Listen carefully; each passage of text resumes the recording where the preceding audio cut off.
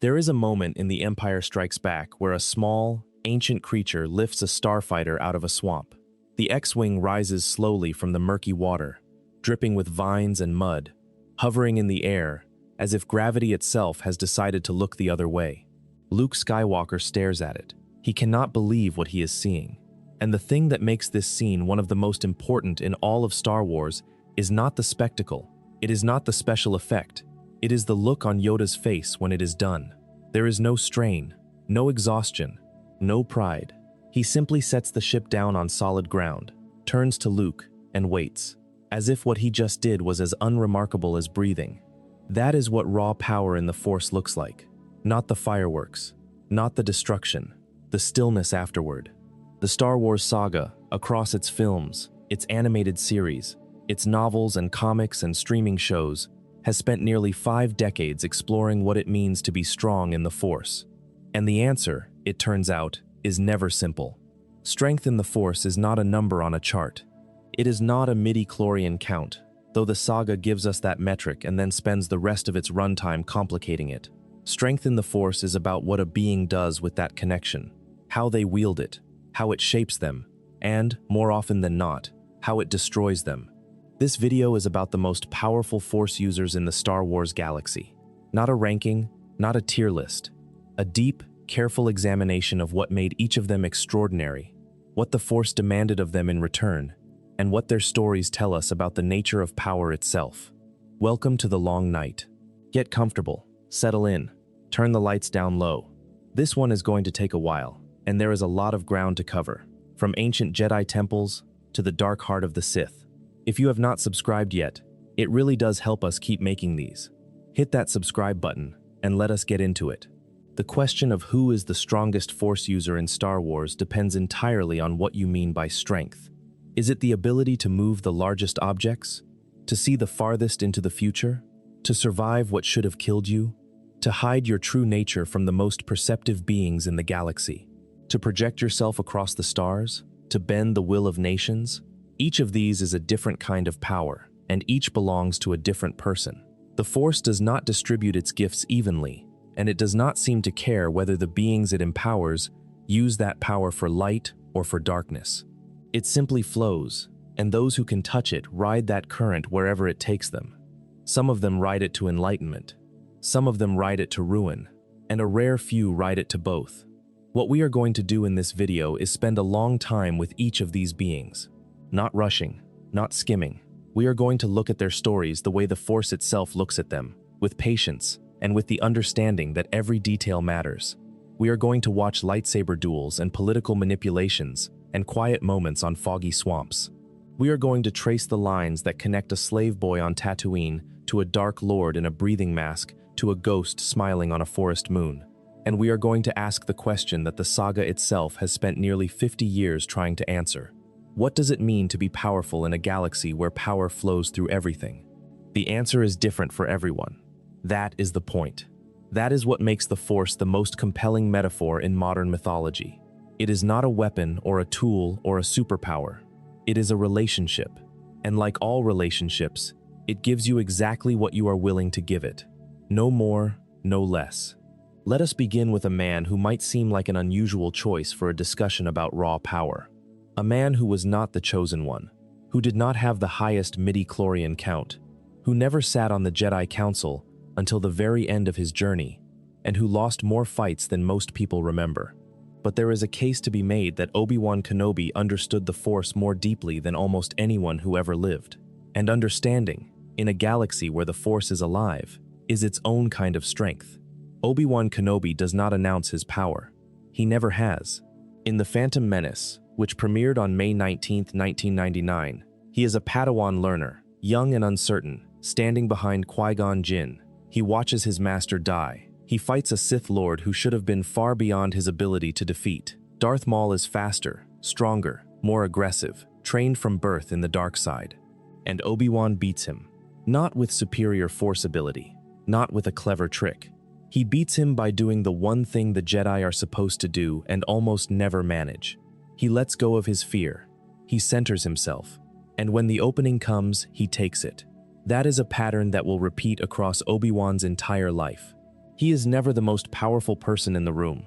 He is always the most prepared, the most patient, the most willing to trust the Force rather than trying to overpower it. In the prequel trilogy, Obi-Wan is the master of Form 3 lightsaber combat, also known as Soresu. This is the defensive form, the form that does not seek to overwhelm the opponent, but to outlast them, to create a wall so perfect that every attack bounces off it, and to wait, sometimes for a very long time, for the single moment where the attacker overextends. Soresu is the form of a person who trusts that the Force will provide an opening. You just have to be patient enough to see it.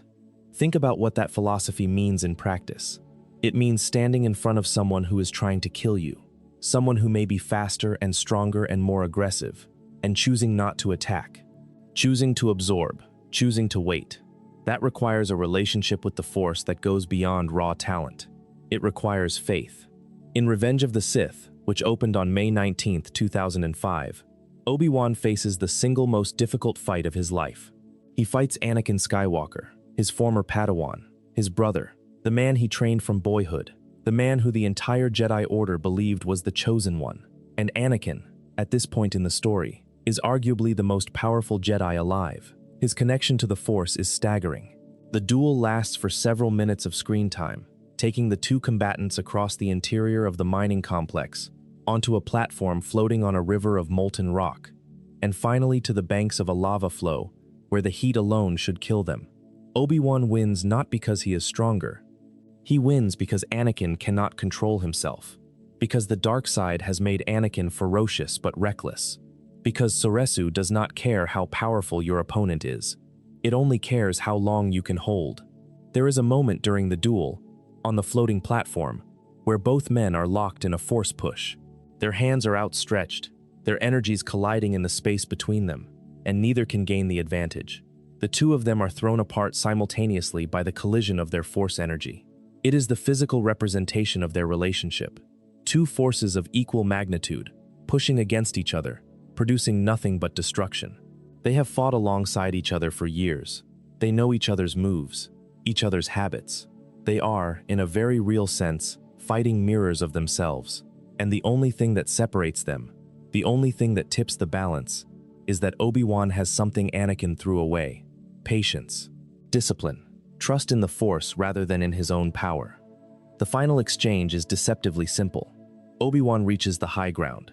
He tells Anakin not to try it, and Anakin, blinded by his own certainty, his own rage, his dark side conviction that he is invincible, leaps, and Obi-Wan cuts him down. The duel ends with Obi-Wan standing on a slope of volcanic rock, looking down at the burning, dismembered body of the man who was supposed to bring balance to the Force, and saying the most heartbroken line in the entire saga. He tells Anakin that he was his brother, that he loved him. The tears are real, the pain is real. This is not a Jedi Master performing his duty. This is a man watching the person he loved most in the galaxy destroy himself, knowing that he tried to stop it and failed. And then he walks away. He does not deliver a killing blow. He cannot. The Force is telling him something, even in that moment of absolute devastation. And Obi-Wan listens. He always listens. The Force is telling him that Anakin's story is not over, that the burning wreck on the banks of the lava river is not the end, that something will come of this ruin, something terrible and something necessary. And Obi-Wan's job is not to determine the outcome. His job is to trust, to wait, to endure, and to protect the children who will, decades from now, finish what this moment started. Years later, in the Obi-Wan Kenobi limited series, which premiered on Disney Plus on May 27, 2022, we see what that loss did to him. Obi-Wan is hiding on Tatooine. He is broken. He has cut himself off from the Force, or tried to. He watches over a young Luke Skywalker from a distance, working in a meat processing plant, living in a cave. He is a ghost of the man he was. And then the Force calls him back. It always does. When he learns that young Leia Organa has been kidnapped, he is dragged back into the galaxy he tried to leave behind. And there is a scene in that series, in the 5th episode, where Obi-Wan reconnects with the Force in the middle of a fight. He is buried under rubble. Rocks and debris are piling on top of him. And he reaches out, not with anger, not with desperation, but with something that looks very much like acceptance. He remembers who he is, and the rubble lifts. Not a few pieces, all of it, Dozens of massive stones rise into the air around him, and he turns them against his attackers with a calm precision that borders on serene. That is not the behavior of a man who is simply powerful. That is the behavior of a man who has spent decades learning to trust something larger than himself. Obi-Wan's strength in the Force is not measured in how many objects he can move or how many enemies he can destroy. It is measured in his relationship with the Force itself. He listens to it. He follows where it leads, and the Force, in return, never abandons him. He becomes one of the first Jedi to learn the technique of retaining consciousness after death. He appears as a Force ghost to Luke Skywalker in The Empire Strikes Back. He appears again in Return of the Jedi. He guides Luke from beyond the grave, a voice in the darkness, a presence that death itself cannot silence. That is a kind of power that has nothing to do with midi-chlorian counts. That is transcendence. If you are finding this relaxing, a subscribe really does help us keep making these. Obi-Wan's story cannot be told without telling the story of the man who trained him, the man who found the Chosen One, the man who, in death, accomplished something that no Jedi in living memory had achieved, and in doing so changed the course of the Force itself. Qui-Gon Jinn is not usually included in discussions of the most powerful Force users. He should be, because Qui-Gon Jinn discovered the secret that every other Force user on this list and relearned from him or spent their lives trying to understand. Qui-Gon Jinn appears in The Phantom Menace, played by Liam Neeson, and he dies in that same film, killed by Darth Maul in the reactor core of the Theed Royal Palace on Naboo. His screen time is limited to a single movie, and yet his influence on the saga is immeasurable. Qui-Gon was a student of what he called the living Force. This is a distinction that matters enormously. Most Jedi, particularly the Jedi of the Late Republic, were focused on the cosmic Force, the grand history, the overarching patterns, the prophecies and the politics, and the sweeping movements of galactic history. Qui-Gon was different. He believed that the Force was most present, most alive, most accessible in the here and now, in the breath you are taking right now, in the life around you at this very moment, not in the future, not in the past, right here. This philosophy put him at odds with the Jedi Council repeatedly. Qui-Gon was a maverick.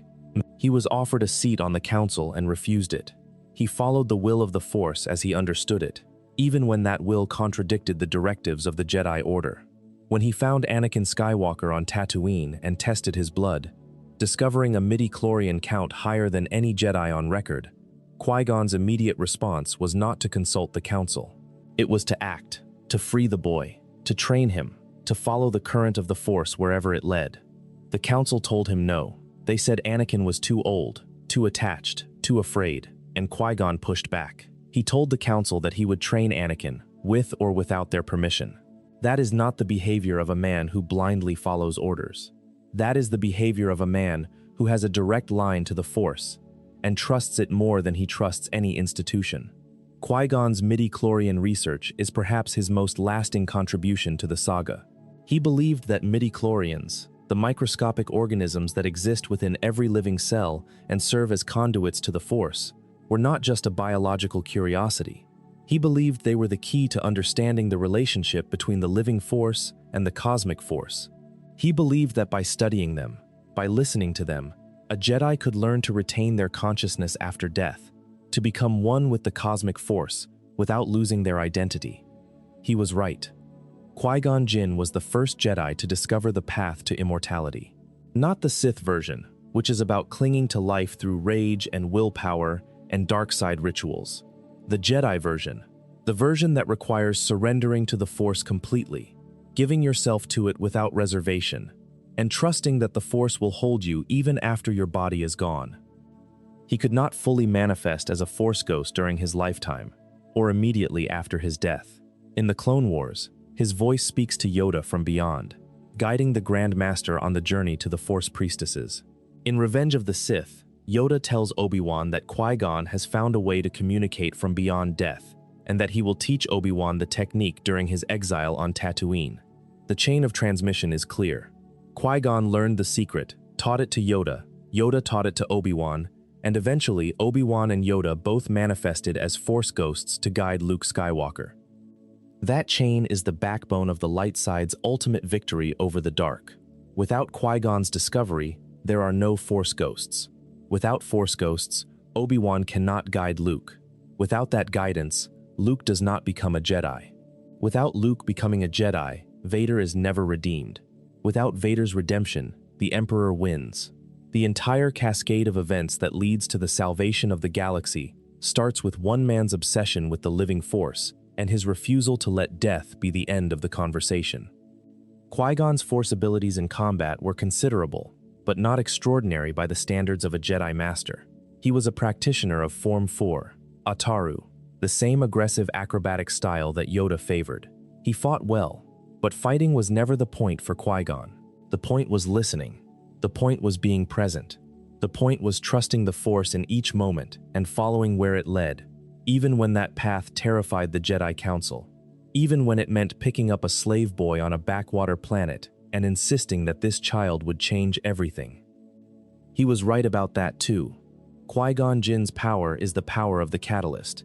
He did not conquer armies or topple empires. He found the chosen one. He discovered the path to immortality. He trained the man who saved the galaxy. Everything that follows in the Star Wars saga flows from Qui-Gon's willingness to listen to the Force when everyone around him was too distracted by politics and prophecy to hear what it was actually saying. That is a different kind of power. It is not flashy. It does not fill the screen with special effects or make audiences cheer. But without it, none of the rest of this story happens. Qui-Gon Jinn is the spark. Everything else is the fire. Obi-Wan Kenobi's power is quiet. It is the power of endurance, of faith, of a man who lost everything and still chose to serve the light. Qui-Gon Jinn's power is the power of listening, of trusting, of planting seeds that would reshape the galaxy long after his death. But there are Force users in this galaxy whose power is not quiet at all, whose power is a scream, a furnace, a thing that refuses to die even when the universe insists that it should. There is perhaps no better example of this than the being known as Darth Maul. Maul should be dead. By every reasonable measure of biology and physics, Maul should have died on Naboo in 32 BBY, when Obi-Wan Kenobi cut him in half. That is not a euphemism, not a metaphor. Obi-Wan's lightsaber bisected Maul at the waist, and Maul fell down a reactor shaft. That should have been the end. In any other story, it would have been. But Star Wars is not any other story. And Maul is not any other character. When George Lucas and Dave Filoni brought Maul back in Star Wars, The Clone Wars, in the Season 4 episodes Brothers and Revenge, which aired in March of 2012, they did something that initially seemed like fan service. But what it actually became was one of the most compelling explorations of the dark side the franchise has ever produced. Maul survived being cut in half through the Force, through sheer, undiluted hatred. He fell into the garbage systems beneath the Theed power generator, was deposited on the junk world of Lotho Minor, and spent over a decade living as a feral creature, half machine, half madness, sustained by nothing but his rage and his connection to the dark side of the Force. He built himself crude mechanical legs from scrap. He forgot his own name. He forgot almost everything except one thing: Obi-Wan Kenobi. That is not a personality trait. That is a demonstration of what the dark side can do when it finds a vessel willing to burn everything else away. When his brother Savage Opress finds him in that junkyard, Maul is barely coherent. He rambles, he crawls. He is a ruin of the warrior he once was. But the Force is still with him. It kept him alive when nothing else could have. Mother Talzin of the Night Sisters uses her own dark magics to restore his mind and give him proper mechanical legs. And what emerges is not the silent assassin from the Phantom Menace. What emerges is something far more dangerous. A Sith who has been to the absolute bottom of existence, who has spent a decade in a living nightmare sustained only by hatred, and who has come back with a clarity of purpose that borders on the terrifying. Maul's Force abilities are considerable.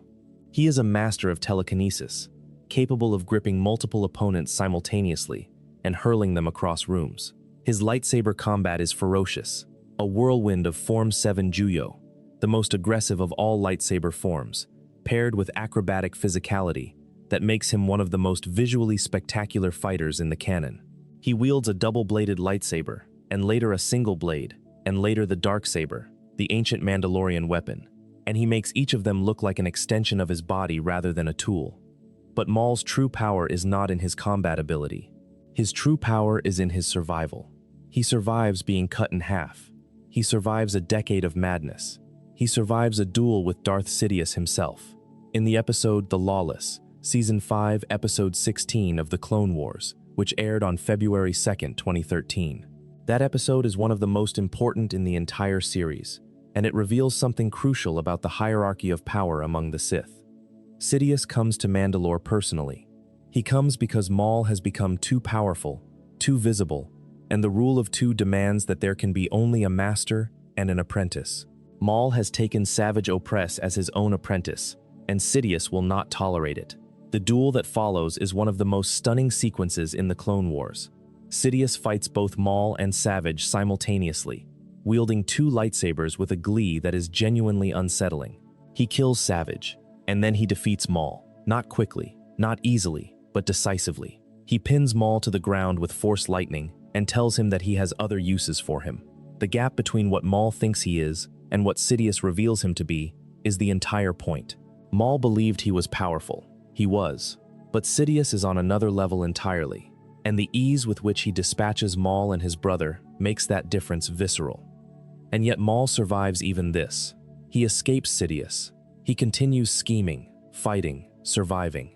He appears in Star Wars Rebels, the animated series that ran from 2014 to 2018, still hunting for purpose, still burning with that hatred that has kept him alive for decades. He finds the Sith Temple on Malachor. He blinds Kanan Jarrus. He manipulates Ezra Bridger. And finally, in the episode Twin Suns, Season 3, Episode 20 of Rebels, which aired on March 18, 2017, he tracks down Obi-Wan Kenobi on Tatooine. Their final duel lasts 3 strikes. 3. After decades of hatred, after a journey that spanned half the galaxy, Maul ignites his lightsaber, and Obi-Wan kills him in seconds.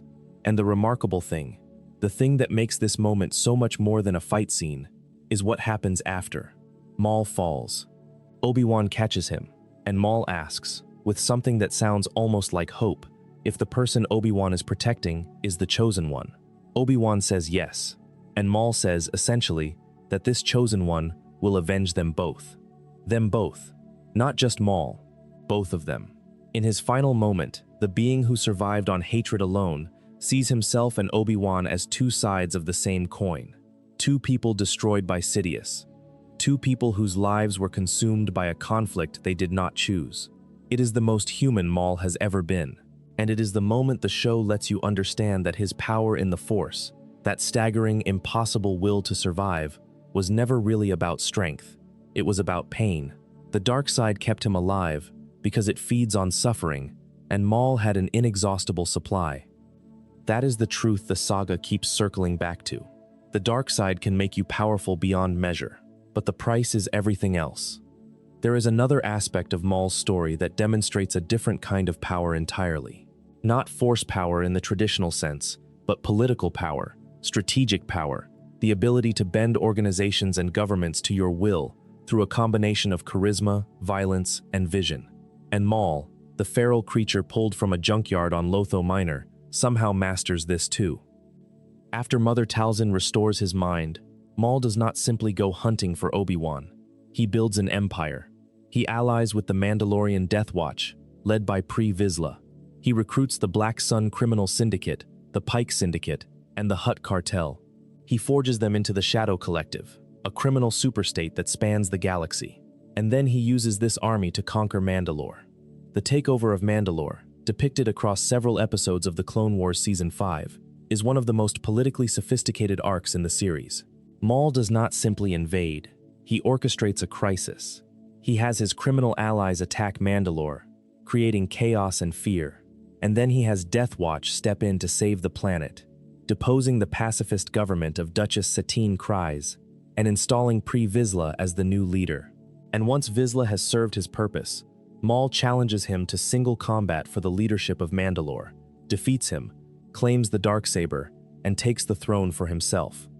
A Sith apprentice, a being who was cut in half and left for dead, a creature who spent a decade in a garbage heap, insane with rage.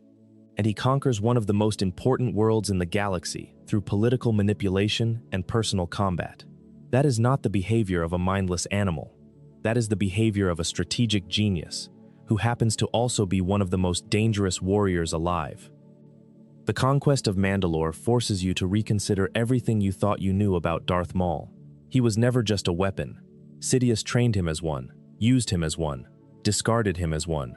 But Maul was always more than that. He was intelligent, ambitious, capable of long-term planning and coalition building. And the dark side, while it fueled his rage and kept him alive, was not his only tool. His mind was a weapon too, just one that Sidious never allowed him to use. There is a scene in The Lawless where Maul kills Duchess Satine in front of Obi-Wan. He does it specifically to cause Obi-Wan pain. He has learned, from his own experience, that emotional suffering is more devastating than physical violence. And he uses that knowledge with the precision of a surgeon. He holds Satine with the Force, drives the darksaber through her body, and watches Obi-Wan's face as the woman he loved dies in his arms. It is the cruelest thing any character does in the Clone Wars, and it demonstrates a kind of dark side mastery that has nothing to do with telekinesis or Force lightning. It is the mastery of suffering itself. Maul understands pain better than anyone. He has lived in it, and he has learned how to weaponize it. Maul's story is one of fury and survival, of political ambition and personal vendetta, of a being kept alive by sheer hatred channeled through the Force. But there is another dark side user whose power operated on an entirely different frequency. Where Maul was a blade, this man was a scalpel. Where Maul burned with rage, this man moved with the cold precision of a politician who happened to also be one of the most dangerous duelists in the galaxy. His name was Dooku, Count of Sereno, former Jedi Master, Darth Tyrannus. Count Dooku is the most underrated Force user in Star Wars. That is a statement that needs to be made plainly, because the films do not give him the screen time he deserves, and the popular conversation tends to treat him as a stepping stone, a villain who exists only to be replaced by a more interesting one. But the Clone Wars animated series, which ran for 7 seasons between 2008 and 2020, revealed Dooku to be something far more complex and far more formidable than the movies alone suggest. Dooku was trained by Yoda himself. Let that sit for a moment. The being who many consider the greatest Jedi who ever lived personally trained Dooku in the ways of the Force. And Dooku was an exceptional student. He rose to the rank of Jedi Master. He sat on the Jedi Council. He trained Qui-Gon Jinn, who trained Obi-Wan Kenobi, who trained Anakin Skywalker. The lineage of the most important Jedi in the saga runs directly through Dooku. And then he left. Not because he fell, not because the dark side seduced him in a moment of weakness. He left the Jedi Order as a matter of principle. He looked at the corruption of the Galactic Republic, the complacency of the Jedi Council, the growing disconnect between the Order's ideals and its actions, and he decided that the system was beyond saving. That is not the decision of a weak man. That is the decision of a man who has thought deeply about the structures he serves and found them wanting. Of course, what he did next was unforgivable. He became Darth Sidious's apprentice. He became the public face of the separatist movement. He orchestrated wars. He ordered assassinations. He tortured prisoners. The principles that drove him away from the Jedi Order were real, but Sidious used those principles as a lever, and Dooku let himself be used. His Force abilities reflect this duality. Dooku is a master of Form 2 lightsaber combat, Makashi, the dueling form. Where Obi-Wan's Soresu is a wall, Dooku's Makashi is a rapier. It is the most elegant and precise of all lightsaber forms, designed specifically for one-on-one combat, built around economy of motion and exploitation of the tiniest openings in an opponent's defense. Dooku's curved hilt lightsaber, unique in the saga, was designed to complement this form, allowing him finer control of the blade's angle with a single hand. In Attack of the Clones, which premiered on May 16, 2002, Dooku demonstrates exactly how devastating this combination can be. He fights Obi-Wan Kenobi and defeats him. He fights Anakin Skywalker and severs his right arm. He fights Yoda, his own former master, and while he cannot win that fight, the fact that he can hold his own against Yoda at all speaks volumes about his skill. His Force powers extend well beyond lightsaber combat. Dooku wields Force lightning with casual proficiency, something that most dark-side users struggle to master. He uses telekinesis with the precision you would expect from a former Jedi Master, flinging massive objects with minimal apparent effort.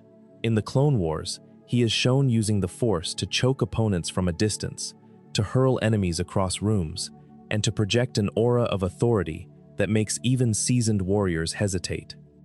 But Dooku's most dangerous ability might be his mind, his political acumen, his ability to read a situation and find the pressure point. In the Clone Wars, Dooku participates in a plot to kidnap Chancellor Palpatine that is actually orchestrated by Palpatine himself. The layers of deception in that storyline are staggering, and Dooku navigates them with the composure of a man who has spent his entire life playing chess with the most dangerous minds in the galaxy. There is another dimension to Dooku's power that the Clone Wars explores with patience and nuance, and that is his role as a teacher. Dooku trained Asajj Ventress as his dark side assassin. He trained Savage Opress as a blunt instrument of destruction, and he trained General Grievous, a non-force sensitive cyborg, in the art of lightsaber combat so effectively that Grievous became one of the most feared Jedi killers in the galaxy. A being with no force connection, wielding 4 stolen lightsabers, taught by a man whose understanding of lightsaber mechanics was so deep that he could transmit it to someone who could not even feel the blade's energy. That is a remarkable feat of instruction.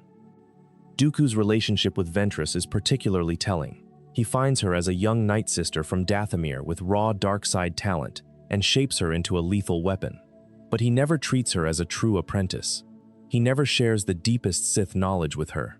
And when Sidious commands him to kill Ventress because she is becoming too powerful, too visible, too much of a threat to the rule of two, Dooku obeys. He betrays the student he trained, the warrior who risked her life for him dozens of times, because his master told him to. The ease with which he does this tells you everything about what the dark side has done to his principles. The man who left the Jedi Order because he believed in something better disposes of a loyal follower the moment it becomes politically convenient. In Tales of the Jedi, the animated anthology series that premiered on Disney Plus on October 26, 2022, we see Dooku's fall depicted in heartbreaking detail. The episodes show him as a Jedi, genuinely troubled by the Republic's corruption, genuinely grieving when his former Padawan Qui-Gon Jinn is killed on Naboo. There is a scene where Dooku attends a funeral and stands apart from the other Jedi, and the isolation in his bearing is palpable. He has already begun to pull away. The death of Qui-Gon, the one Jedi who understood his concerns about the Order, is the final weight that tips the scale. Without Qui-Gon as a bridge between Dooku and the Jedi, there is no one left to hold him to the light. The tragedy of Dooku is that he was right about the Republic. He was right that it was corrupt, that the Jedi had lost their way, that the system needed to change. He was right about all of it, and it did not matter, because Sidious was using him the entire time. Dooku's principles, his intelligence, his formidable power in the Force, all of it was just another piece on Sidious's board. In Revenge of the Sith, when Palpatine orders Anakin to execute a disarmed Dooku, you can see the moment Dooku understands.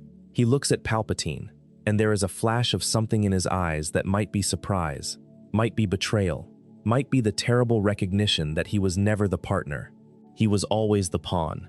That is the Sith in miniature. The dark side promises power, and it delivers, but it delivers power in the way a loan shark delivers money. There is always a cost, and you never find out what it is until it is too late.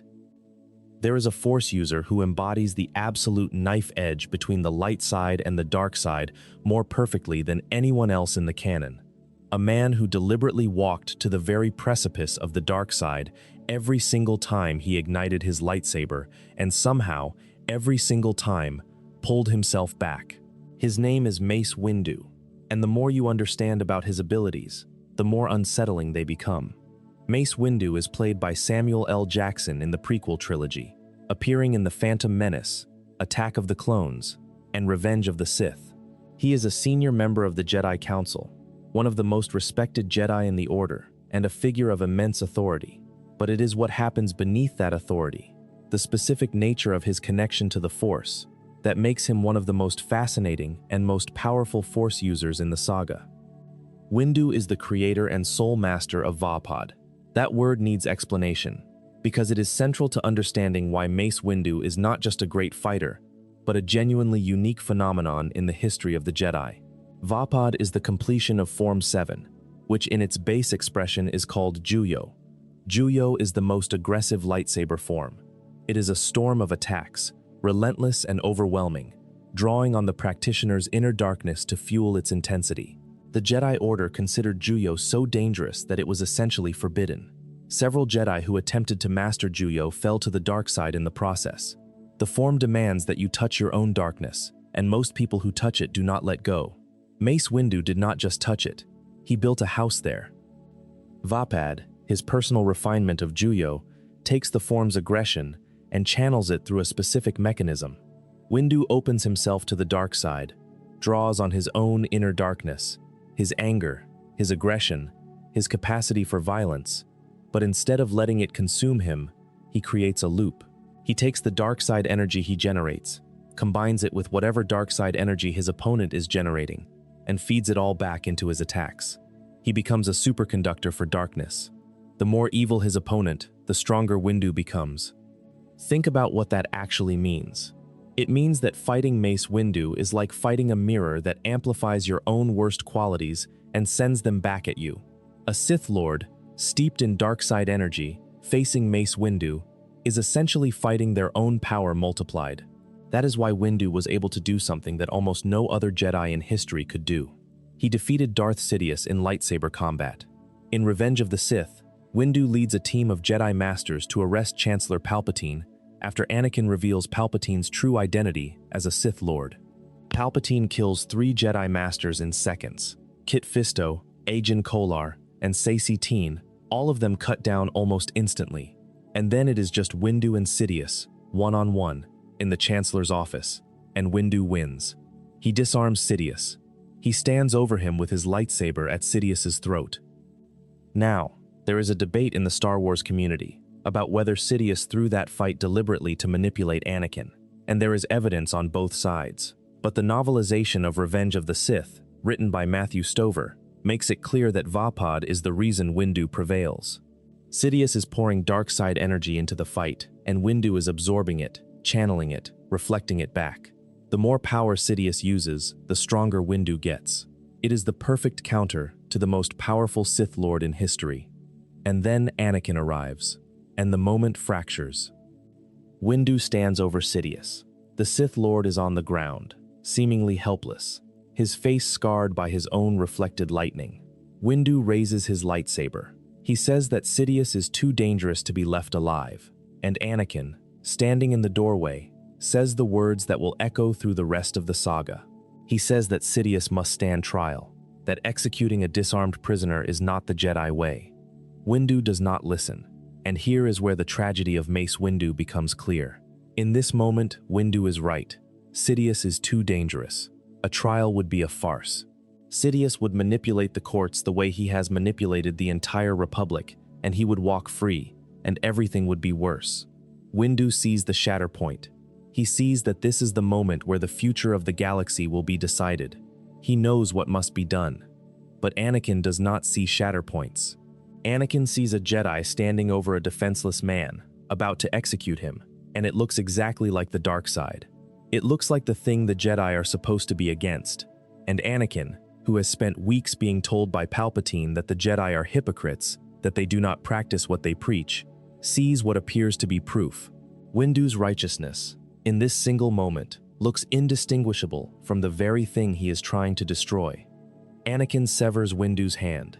Sidious hits him with Force lightning, so powerful it blows him out of the window, hundreds of stories above the Coruscant surface. And Mace Windu falls, the greatest warrior the Jedi Order has ever produced, a man who could literally turn his enemy's darkness against them, is undone by a young man's desperate need to save the woman he loves. That moment is the hinge of the entire saga. Not because Windu dies, though his death, or presumed death, is significant, but because it reveals something about the limits of even the most extraordinary power in the Force. Windu could defeat Sidious. He did defeat Sidious, but he could not defeat Sidious and Anakin's desperation and his own moment of uncertainty all at the same time. Power in the Force is not a single variable. It exists in context, and the context betrayed him. There is also something deeply uncomfortable about Windu's fall that the saga never quite articulates. Windu's philosophy, his approach to the Force, his Vapad, all of it depends on his ability to touch the darkness without being consumed. But in that final moment, standing over Sidious, preparing to execute a disarmed opponent. Had Windu already been consumed? Was the decision to kill Sidious the rational act of a Jedi who understood the threat? Or was it Vapad's darkness finally slipping its leash? The saga does not answer this question. It lets the ambiguity sit. And that ambiguity is itself a commentary on the nature of power. When you spend your life walking the edge between light and dark, the moment you need clarity most might be the moment you can least trust yourself. Windu also possessed a second unique ability that has been explored in the expanded canon: Shatterpoint.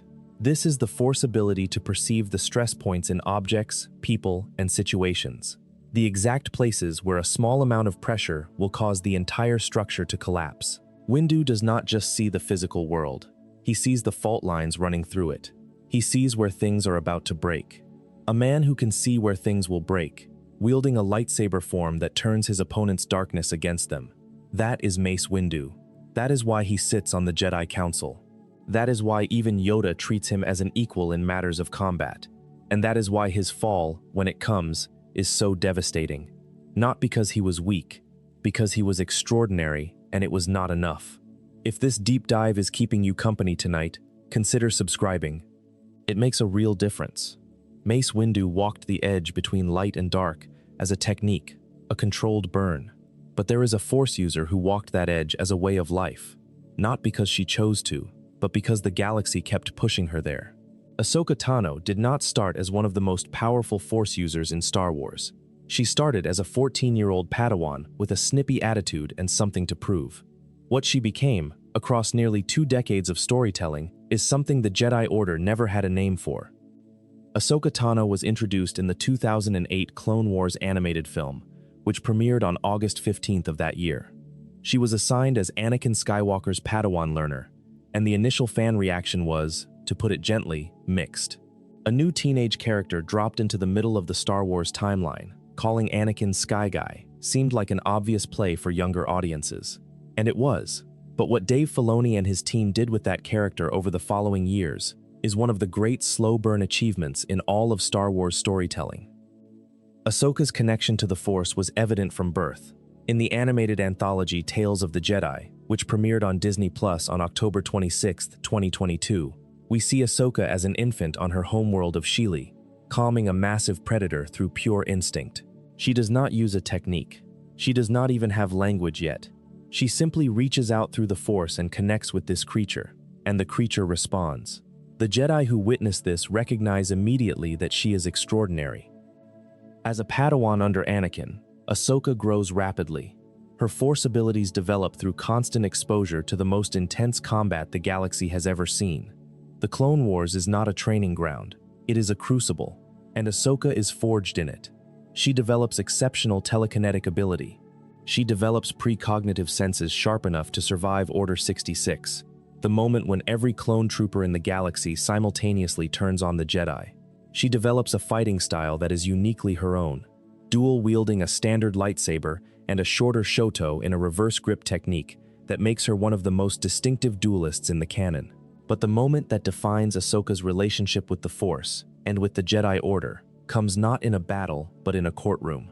In the Season 5 arc of the Clone Wars, Ahsoka is framed for a bombing at the Jedi Temple. She is expelled from the Jedi Order. She is put on trial, and while she is eventually exonerated, the Jedi Council's willingness to throw her away, to sacrifice her to political expediency, breaks something in her. When they offer to take her back, she refuses. She walks away from the Jedi Order. That moment, in the episode The Wrong Jedi, Season 5, Episode 20, which aired on March 2, 2013, is one of the most important in the Clone Wars. It is the moment where Ahsoka decides that being a Jedi is not the same as serving the Force, that the institution and the thing it claims to represent are not identical. She leaves, and in leaving, she begins a journey that will make her something entirely new. After leaving the Jedi Order, Ahsoka's power continues to grow, but it grows differently.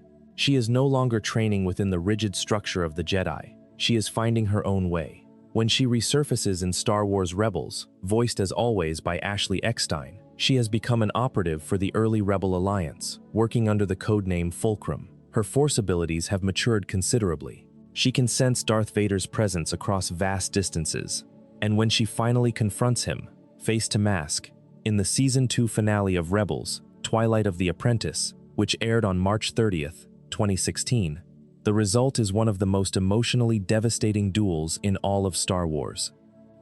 Ahsoka fights Vader on the surface of Malachor, in the shadow of a Sith temple. She strikes his mask, and through the crack, she sees Anakin's eye.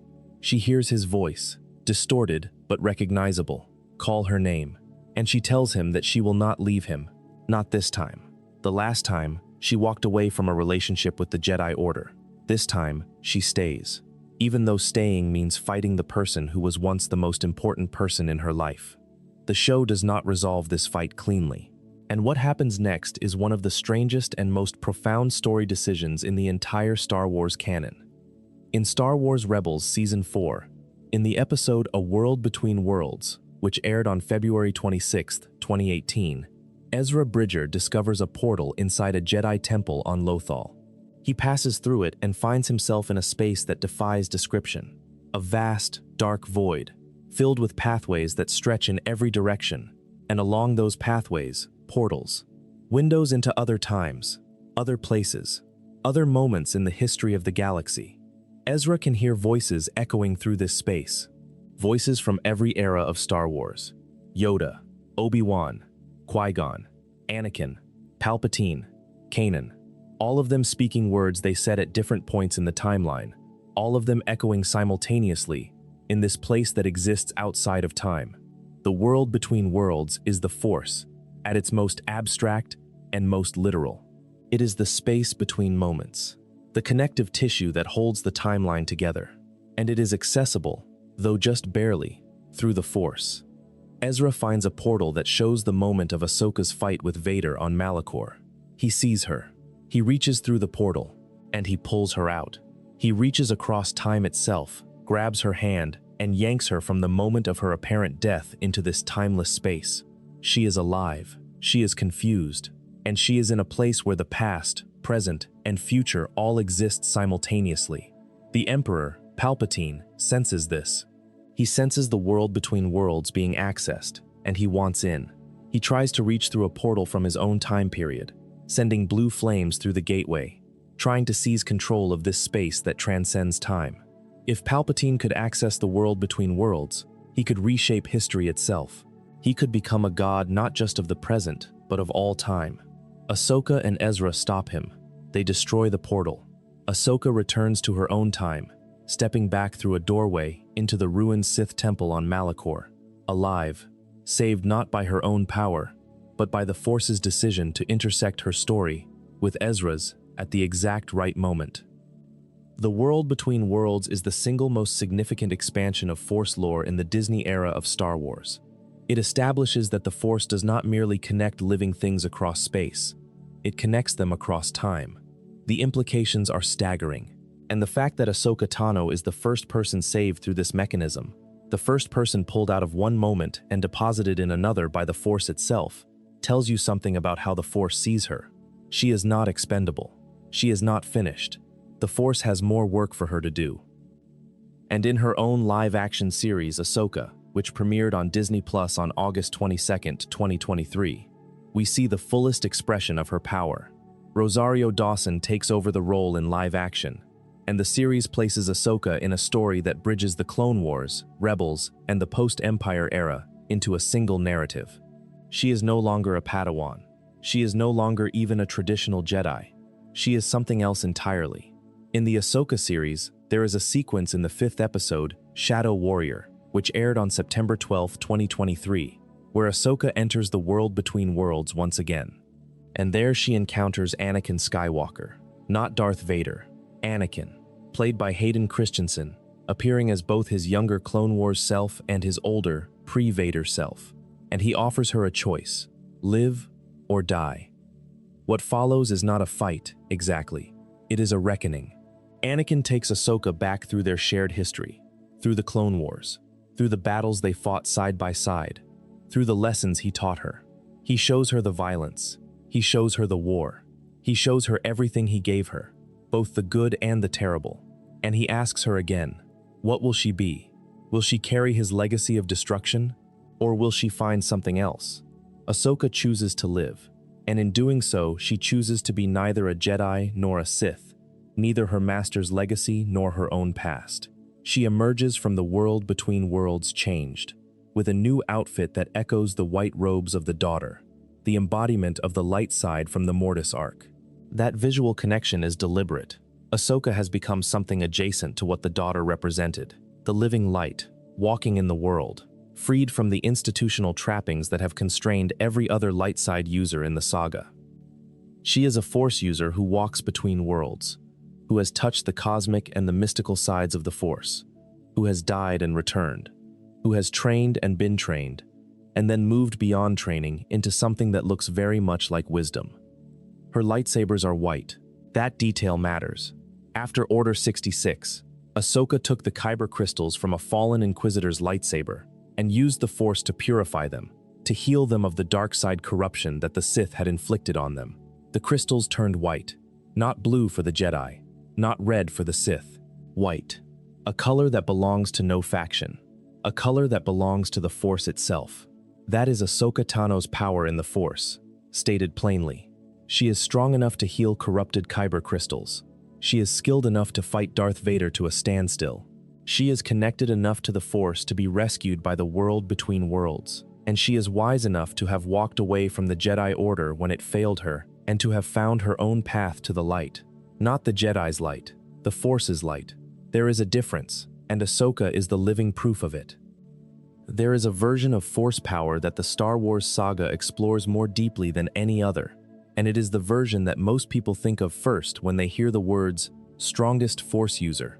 It is the version that wears black armor, that breathes through a respirator, that walks into a room and makes everyone in it feel their own mortality. Darth Vader is not the most powerful Force user in Star Wars, but he might be the most feared. And there is a reason for that, one that goes deeper than the mask and the cape and the heavy mechanical breathing. Anakin Skywalker's transformation into Darth Vader is the central tragedy of the Star Wars saga. It is the story the prequels exist to tell. A boy born into slavery on a desert planet, with more raw Force potential than any being in recorded history, is discovered by the Jedi, trained by the Jedi, failed by the Jedi, and seduced by the dark side. His midi-chlorian count exceeds 20,000. The Jedi believe he is the chosen one, the being prophesied to bring balance to the Force. And he does bring balance, just not in the way anyone expected. As Vader, Anakin's power in the Force is immense but diminished. This is one of the most important things to understand about Darth Vader, and the saga makes it explicit. On Mustafar, Obi-Wan's lightsaber cost Anakin both legs and his remaining arm. The volcanic environment burned what was left of his body almost beyond recognition. The suit that Palpatine provides to keep him alive is not designed for comfort or maximum Force conductivity.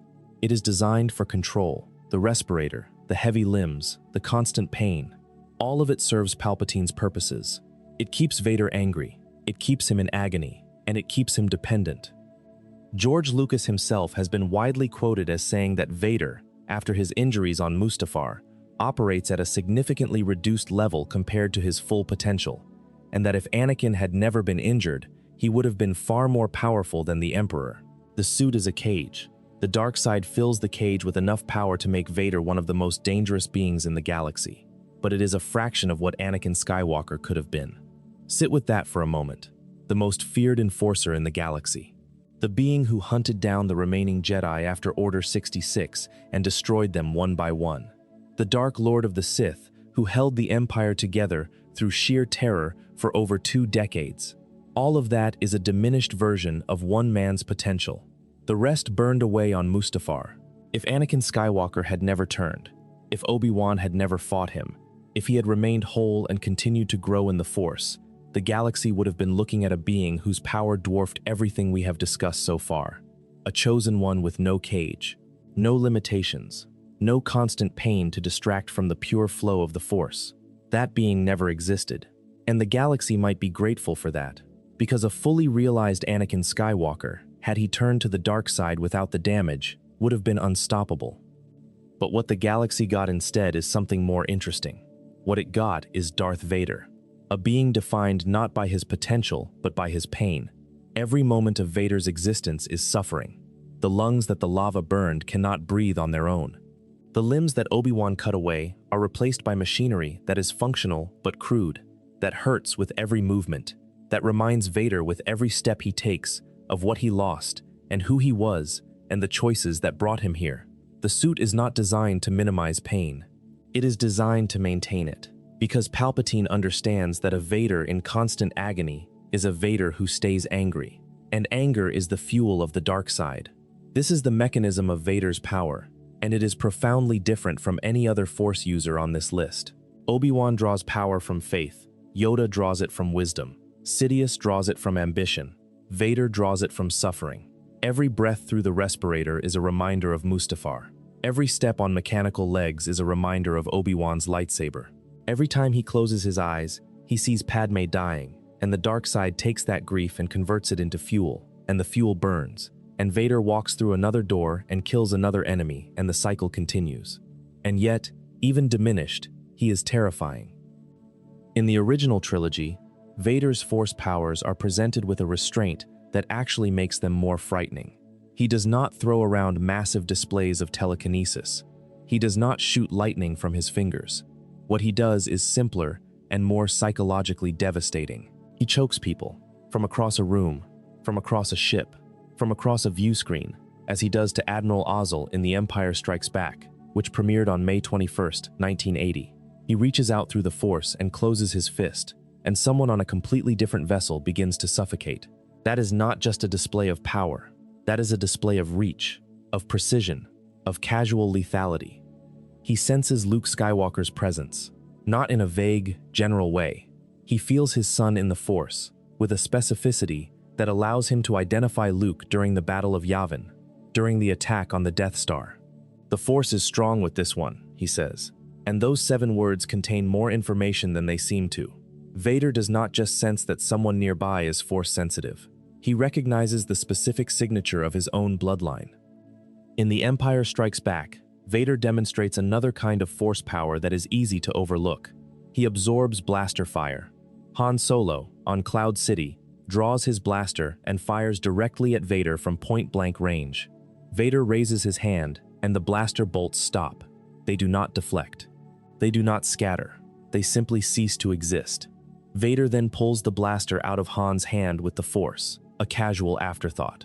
The whole sequence takes about 3 seconds, and it tells you everything you need to know about the gap between an ordinary person and a being immersed in the dark side of the Force.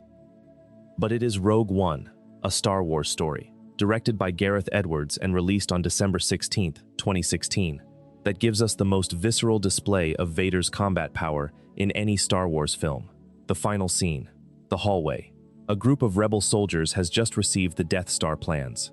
They are running toward a ship, and the lights go out. A red lightsaber ignites in the darkness, and what follows is not a fight, it is a massacre. Vader walks down that corridor, and every man in it dies. He cuts through them. He throws them against walls with the Force. He pins one to the ceiling. He deflects their blaster bolts. He is utterly unhurried, utterly unstoppable, and the terror on the rebels' faces as they realize they cannot even slow him down is the purest expression of what Darth Vader represents in the Star Wars galaxy. He is not a person. He is a natural disaster. The Rogue One hallway scene works because the rest of the film has spent 2 hours showing you what ordinary people in the Star Wars universe go through. You have watched Jyn Erso lose her father.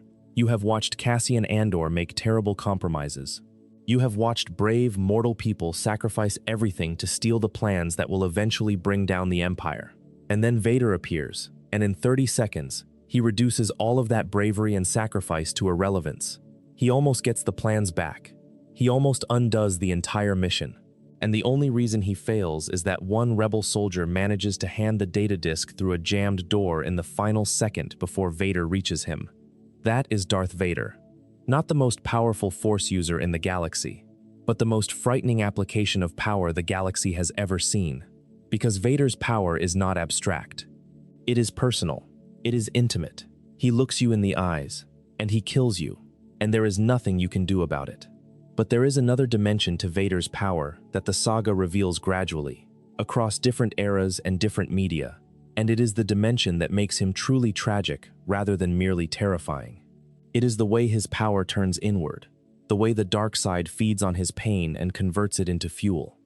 In the Obi-Wan Kenobi series, in the 6th and final episode, which aired on June 22, 2022, Vader and Obi-Wan fight for what might be the last time before their final meeting on the Death Star. The fight takes place on a barren moon, among jagged rocks and lifeless terrain, and it begins with Vader demonstrating the full scope of his telekinetic power. He buries Obi-Wan under a cascade of stone, piling rocks on top of him, pressing down with the Force, as if trying to push his former master into the ground itself. And for a moment, it works. Obi-Wan is buried, crushed. But then, Obi-Wan remembers. He thinks of Luke. He thinks of Leia. He thinks of the people he is protecting, the future he is fighting for. And the rocks explode upward. Dozens of massive stones, lifted by the Force and hurled at Vader with devastating precision. Obi-Wan attacks with a fury we have never seen from him before, overwhelming Vader's defenses, driving him back, and finally slashing his helmet open with his lightsaber. And through the crack in the mask, we see Anakin's face, half machine, half scarred flesh, and we hear his voice, Hayden Christensen's voice layered beneath the synthesized rasp of the mask, saying Obi-Wan's name, the two voices speaking simultaneously. That is not a special effect. That is the literal sound of a man divided. Anakin and Vader, existing in the same body, neither one fully in control. Obi-Wan says he is sorry. He says he failed Anakin, and Vader responds with something that lands like a physical blow. He tells Obi-Wan that he did not kill Anakin, that Anakin is gone, that the man standing before him chose the dark side freely. He is absolving Obi-Wan, and he is destroying him at the same time. Because if Vader chose this, if Anakin walked into this nightmare with his eyes open, then Obi-Wan's guilt is meaningless. There is nothing to save. There is nothing to fix. The boy he trained is gone, and the monster that replaced him is his own creation. That scene reveals something about Vader's relationship with the Force that the original trilogy only hints at. Vader's power does not come from mastery. It comes from damage. Every scar, every piece of machinery, every breath that the respirator forces through his ruined lungs. All of it is a source of pain, and the dark side feeds on pain the way fire feeds on oxygen. Vader is not powerful despite his injuries. He is powerful because of them. The suit that limits his potential also provides the constant suffering that fuels his connection to the dark side. It is a perfect, terrible engine of self-sustaining darkness.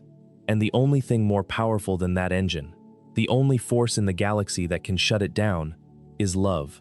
A father's love for his son. That is the crack in the armor that no amount of dark side energy can seal. That is the fault line that Mace Windu would have seen, if he had been alive to look. The shatter point in Darth Vader is not a weakness in his Force connection. It is a boy named Luke. A quick subscribe helps more than you might think. We appreciate every one. Vader's power is vast but constrained, a forest fire burning inside a metal cage. But there is a Force user who had no such constraints. A being who spent nearly 900 years deepening his connection to the Force, who trained generations of Jedi, who fought in the Clone Wars, who went into exile, and who, in the end, did something that no amount of lightsaber combat or telekinetic displays could ever match. He learned how to become one with the Force and still retain his identity. His name is Yoda, and his story is the story of what the Force looks like when it has centuries to work on a single soul. Yoda is 900 years old when he dies in Return of the Jedi, which premiered on May 25, 1983. 900 years. The sheer scale of that lifespan is almost impossible to comprehend. He has been training Jedi for 8 centuries. He has watched civilizations rise and fall. He has seen the Republic at its height and its decline. He has sat on the Jedi Council for so long that no living being can remember a time when he was not there. And across all of those centuries, Yoda's connection to the Force has deepened to a degree that is difficult to compare to anyone else in the canon. He is the Grand Master of the Jedi Order. That title is not ceremonial. It means that the entire Jedi Order, thousands of Force users across the galaxy, recognized Yoda as the most accomplished among them, the wisest, the most attuned to the Force, the most capable. His power is demonstrated most famously in Attack of the Clones, in the duel with Count Dooku on Geonosis. Dooku, a formidable Force user in his own right, hurls debris at Yoda with the Force. Yoda deflects it. Dooku fires Force lightning at Yoda. Yoda absorbs it. not deflects, absorbs. He takes the dark side energy that Dooku is projecting and neutralizes it with his own connection to the light side. No other Jedi in the films is shown absorbing Force lightning in this way. It is a feat that demonstrates not just power, but a fundamental mastery of how Force energy works. And then there is the lightsaber combat.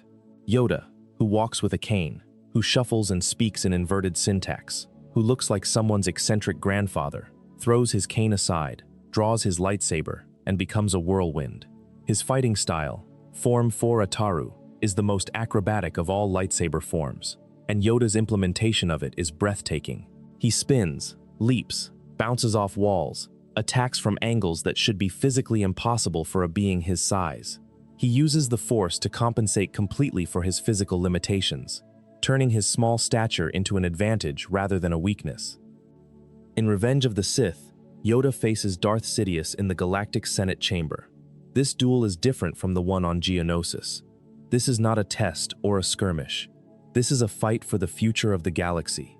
Sidious has just executed Order 66. The Jedi are being slaughtered across the galaxy. The Republic has fallen, and Yoda marches into the Senate building, walks past the royal guards, and confronts the most powerful Sith Lord in history. The fight is a draw, and that, in itself, is remarkable. Sidious has spent decades accumulating power, hiding his true nature, manipulating the entire galaxy. He is at the absolute peak of his abilities, and Yoda matches him. Lightsaber to lightsaber, force to force. The Grand Master of the Jedi and the Dark Lord of the Sith battle to a standstill in the ruined Senate chamber, surrounded by the floating platforms that once held the galaxy's legislators. Yoda does not win. He falls from one of those platforms. He is forced to retreat, and the look on his face afterward, as he crawls through the maintenance tunnels beneath the Senate, is the look of a being who has just realized that the war is over and the Jedi lost. Not because they were weaker, not because the dark side is stronger, but because they were outmaneuvered, outsmarted, played. Into exile, I must go, Yoda says to Bail Organa. Failed, I have. That line is devastating, precisely because of who is saying it. This is Yoda. 900 years of training, of wisdom, of connection to the Force, and he failed.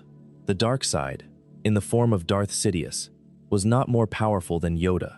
It was more patient, more cunning, more willing to work in the shadows for decades, while the Jedi grew complacent. But Yoda's story does not end with failure. In the Clone Wars Season 6, in an arc consisting of the episodes Voices, Destiny, and Sacrifice, which aired in early 2014, Yoda undertakes a journey that represents the pinnacle of his Force mastery. He hears the voice of Qui-Gon Jinn, the Jedi Master who died on Naboo, speaking to him from beyond death.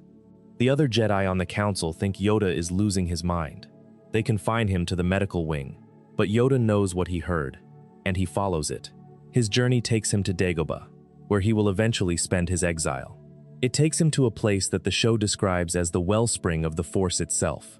And there he meets the 5 priestesses, the Force priestesses, beings who are the living embodiment of the cosmic Force. They are not Jedi. They are not Sith. They are the Force itself, personified, each one representing a different aspect of existence: serenity, joy, anger, confusion, sadness. The priestesses test Yoda. They force him to confront his own shadow, the dark side within himself, the arrogance and the fear that he has spent centuries trying to suppress. And Yoda does something that no Jedi before him has done. He does not defeat his dark side. He does not destroy it. He acknowledges it. He accepts that it is part of him. And in that acceptance, he transcends it. Dave Filoni, the producer and creative force behind much of the animated Star Wars canon, has stated that the Force priestesses may be the most powerful Force-sensitive beings in the galaxy. And it is Yoda who earns their respect. It is Yoda who passes their tests. It is Yoda who learns the secret of immortality, the ability to retain consciousness after death, and manifest as a Force ghost. That is Yoda's ultimate power. Not the lightsaber combat, though that is extraordinary. Not the telekinesis, though lifting an X-wing out of a swamp with no apparent effort is a feat that Luke Skywalker could barely comprehend. The ultimate power is transcendence, the ability to become one with the Force and still be Yoda. still be wise, still be present, still be able to guide the living from beyond the barrier of death. But before we reach that transcendence, there is a scene that needs to be examined more carefully: the X-Wing, the swamp. Luke Skywalker standing on the shore of a fog-covered marsh on Dagobah, staring at the place where his ship sank, believing with absolute certainty that what he is being asked to do is impossible. Yoda asks Luke to lift the ship. Luke tries. He reaches out with the Force. He strains. He concentrates. And the ship rises, a few feet, trembling in the air, water streaming from its hull, and then it falls back. Luke cannot hold it. He tells Yoda that moving stones is one thing, but a starship is too big. And Yoda looks at him, and you can see something in Yoda's eyes that is hard to name. Not disappointment exactly, not frustration, something closer to sadness, because Yoda knows what Luke does not yet understand. The Force does not measure weight. It does not distinguish between a pebble and a planet. The only thing that creates the distinction is the mind of the person using it. Luke's limitation is not physical, it is psychological. He believes the X-Wing is too heavy, and so it is. Yoda closes his eyes. He raises one small green hand, and the X-Wing lifts, slowly, majestically. The entire ship rises from the swamp, water cascading from its wings, fog parting around it like a curtain being drawn. There is no strain on Yoda's face. There is no trembling in his hand. He simply wills it, and reality obeys. He sets the ship down on solid ground and turns to his student. "I do not believe it," Luke says. "That is why you fail." 5 words. That is the entire lesson. That is 900 years of wisdom distilled into a single sentence. The Force does not ask you to be strong. It asks you to believe. It asks you to surrender the part of yourself that insists things are impossible. And if you can do that, if you can let go of the limitations your own mind has created, then there is nothing, absolutely nothing, that the Force cannot accomplish through you. That scene, from The Empire Strikes Back, is the philosophical center of the entire Star Wars saga. Everything else, the battles, the politics, the prophecies, the lightsabers, all of it orbits around that single exchange. The Force is not limited. You are. And the moment you stop being limited, the Force has no ceiling. Yoda lived that truth for 9 centuries. He trained thousands of Jedi. He fought in the Clone Wars, leading troops into battle on Kashyyyk, using battle meditation to strengthen the clone troopers and the Wookiee warriors fighting alongside them. He counseled senators and kings and generals, and when it all fell apart, when Order 66 was executed, and the Jedi were slaughtered, and the Republic became the Empire, Yoda went into exile. Not because he was weak, because he understood. He understood that the Jedi's time was over, that the Force was moving in a different direction, and that the only way to serve the Force now was to wait, to be patient, to trust that the Force would, in time, provide a new hope. 20 years later, it did. A boy named Luke Skywalker landed a ship in a swamp, and the waiting was over. There is one more demonstration of Yoda's power that deserves attention, not because it is the most spectacular, but because it is the most unexpected. In The Last Jedi, directed by Rian Johnson, and released on December 15, 2017, Yoda appears to Luke Skywalker on Ahch-To as a Force ghost, and he does something that proves Force ghosts are far more than just visions. He summons a bolt of lightning from the sky and sets fire to the tree containing the ancient Jedi texts. A ghost interacting with the physical world. A dead man calling down lightning. That is not a minor detail. That is a being who has so thoroughly mastered the Force that the boundary between life and death has become permeable in both directions. There is a level of power in the Star Wars galaxy that exists above even the greatest Jedi and Sith. A level where the Force is not a tool to be used, but a fundamental aspect of reality, as natural and as overwhelming as gravity or time. The beings who inhabit this level are not characters in the traditional sense. They are forces of nature given form, and the most important of them live on a place called Mortis.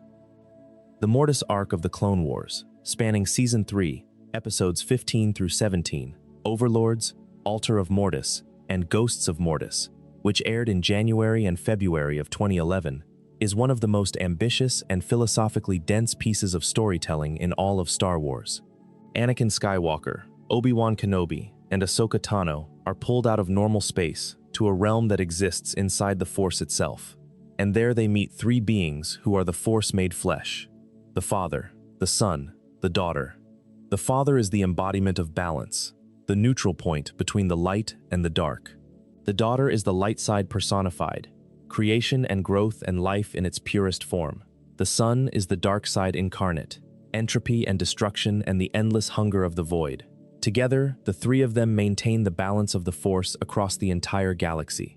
They are not using the Force. They are the Force. Their power is on a scale that makes even Yoda and Sidious look modest. The Son can shapeshift. He can fly.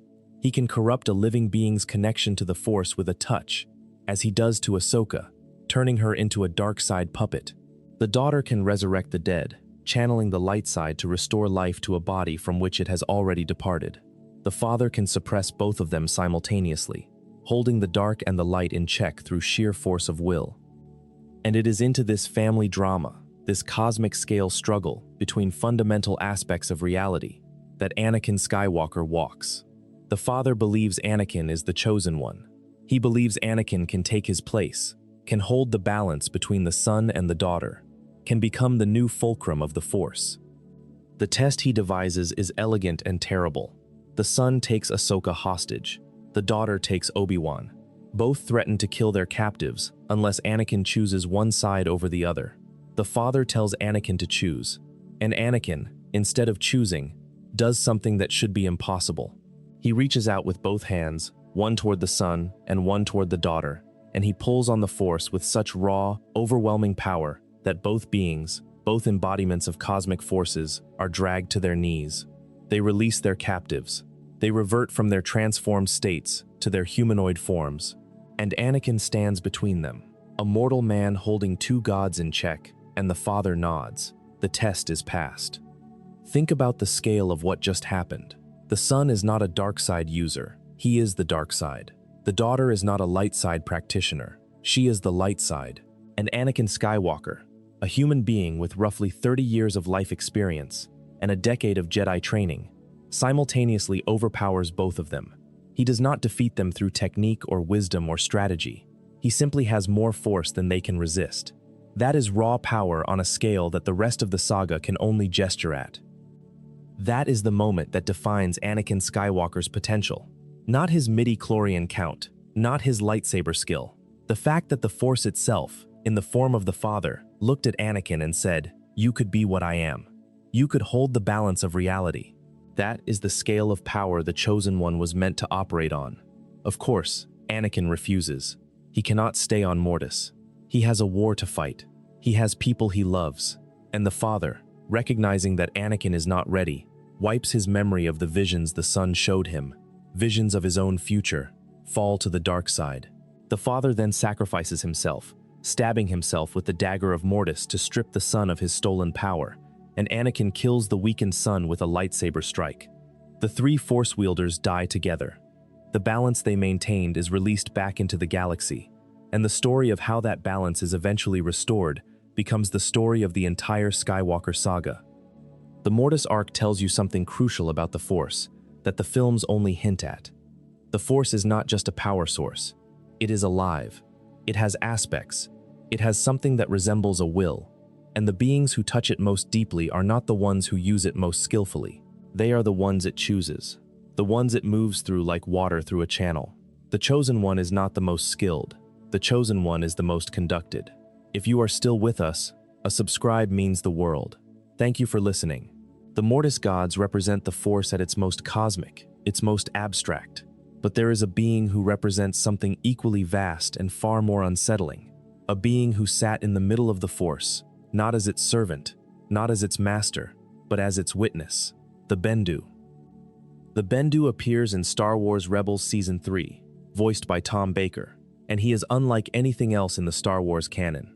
He is enormous, ancient, and profoundly strange. He lives on the planet Atolan, and he describes himself as the one in the middle, not light side, not dark side, the middle. The Bendu is the Force in its most neutral state, the vast, indifferent center that both the Jedi and the Sith draw from but neither fully controls. The Bendu's relationship with Kanan Jarrus is how the audience comes to understand this being. Kanan is a Jedi who survived Order 66 as a child, who has been blinded by Maul on Malachor, and who comes to the Bendu seeking guidance. He carries two things, a Jedi holocron and a Sith holocron. The Bendu examines both with equal curiosity. He is not repulsed by the Sith holocron. He is not drawn to the Jedi holocron. He sees them as two expressions of the same underlying reality, and his indifference to the moral distinction between them is deeply unsettling. Kanan asks the Bendu for help. The Bendu teaches him to see without his eyes, to use the Force as his vision. He helps Kanan develop the ability to sense the world around him through the Force alone, to fight, to navigate, to exist as a blinded man with the same effectiveness he had with sight. That teaching is generous. It is also utterly without moral dimension. The Bendu does not care whether Kanan uses this ability for the rebellion or the Empire. He teaches because teaching is what he does, the way a river flows, because flowing is what rivers do. His abilities are staggering. He can sense emotions and thoughts across an entire planet. He can open a Sith holocron, something that should be impossible for anyone not aligned with the dark side. He can vanish despite being the size of a building, fading into the landscape of Atalon as if he were part of the terrain itself, which he may well be. And in the Season 3 finale of Rebels, 0 Hour, which aired on March 25, 2017, the Bendu demonstrates power on a scale that dwarfs anything the show's protagonists or antagonists can muster. Grand Admiral Thrawn attacks the rebel base on Atalon, and the Bendu responds by summoning a lightning storm of apocalyptic proportions. He becomes the storm.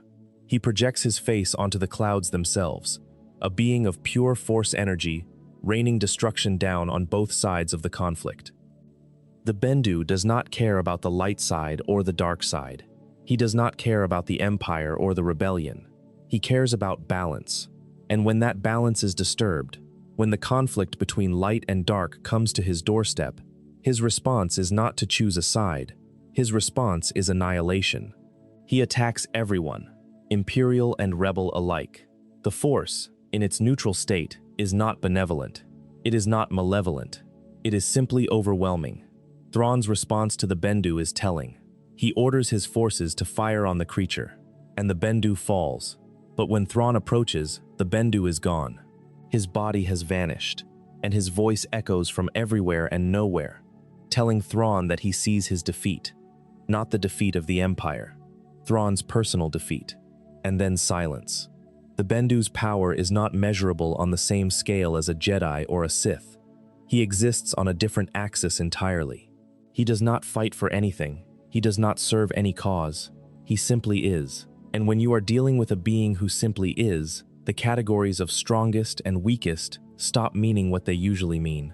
The Bendu is a reminder that the Force is bigger than the conflict between its light and dark aspects, that there are depths to it that neither the Jedi Order nor the Sith have ever fully explored.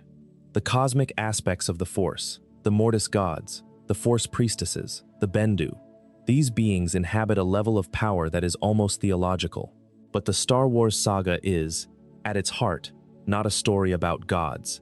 It is a story about people, flawed, frightened, brave, foolish people who touch something vast and luminous and terrifying, and who are transformed by the experience.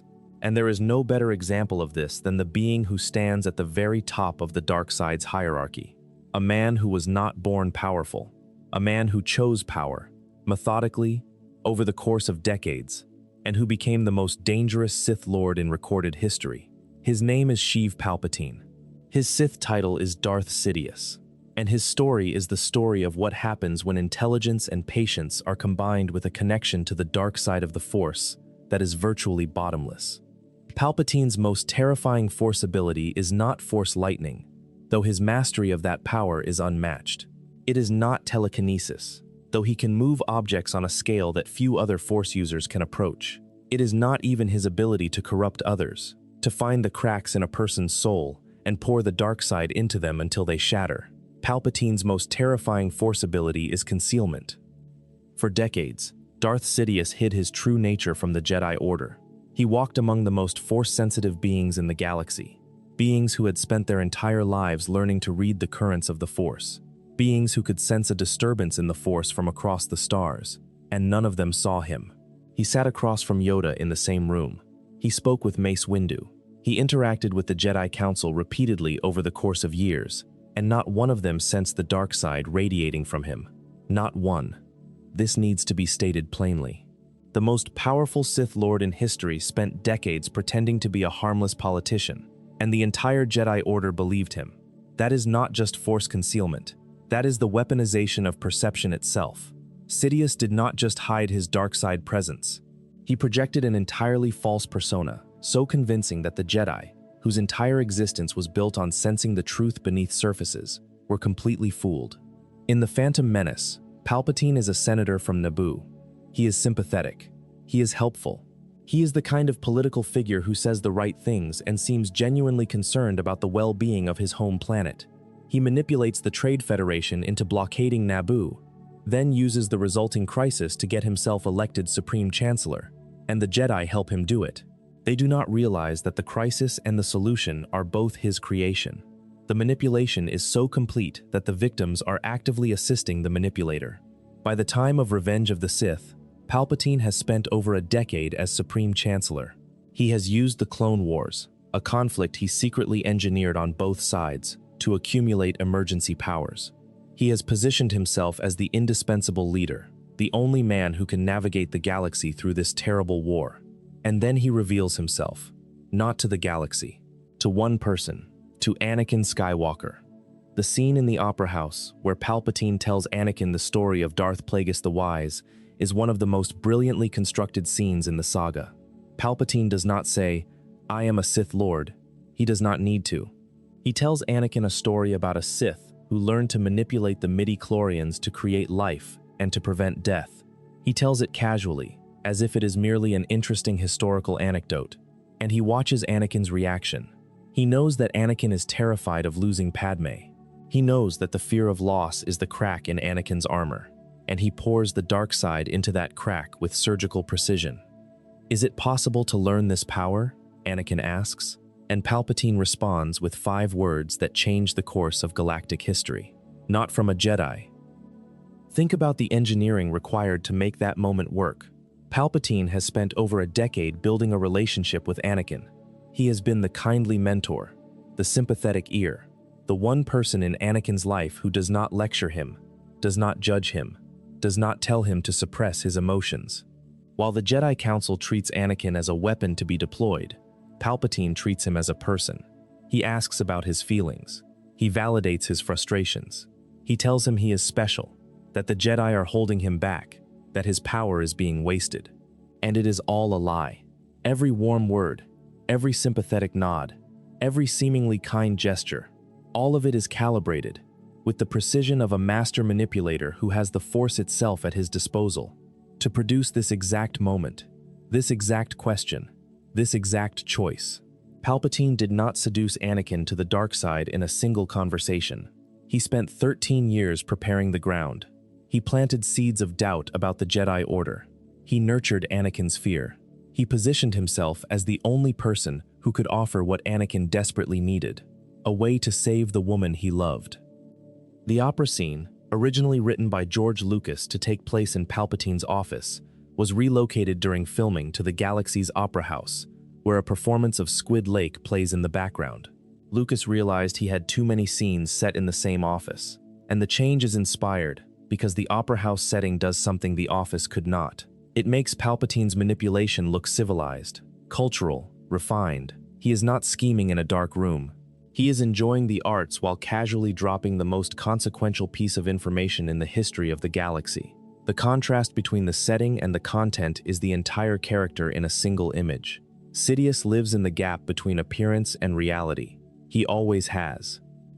And then comes Order 66, the execution of the Jedi Order.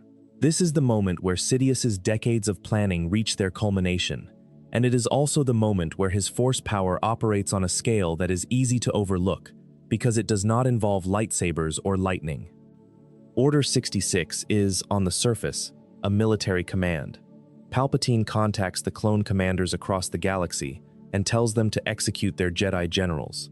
The clones obey because of the inhibitor chips implanted in their brains.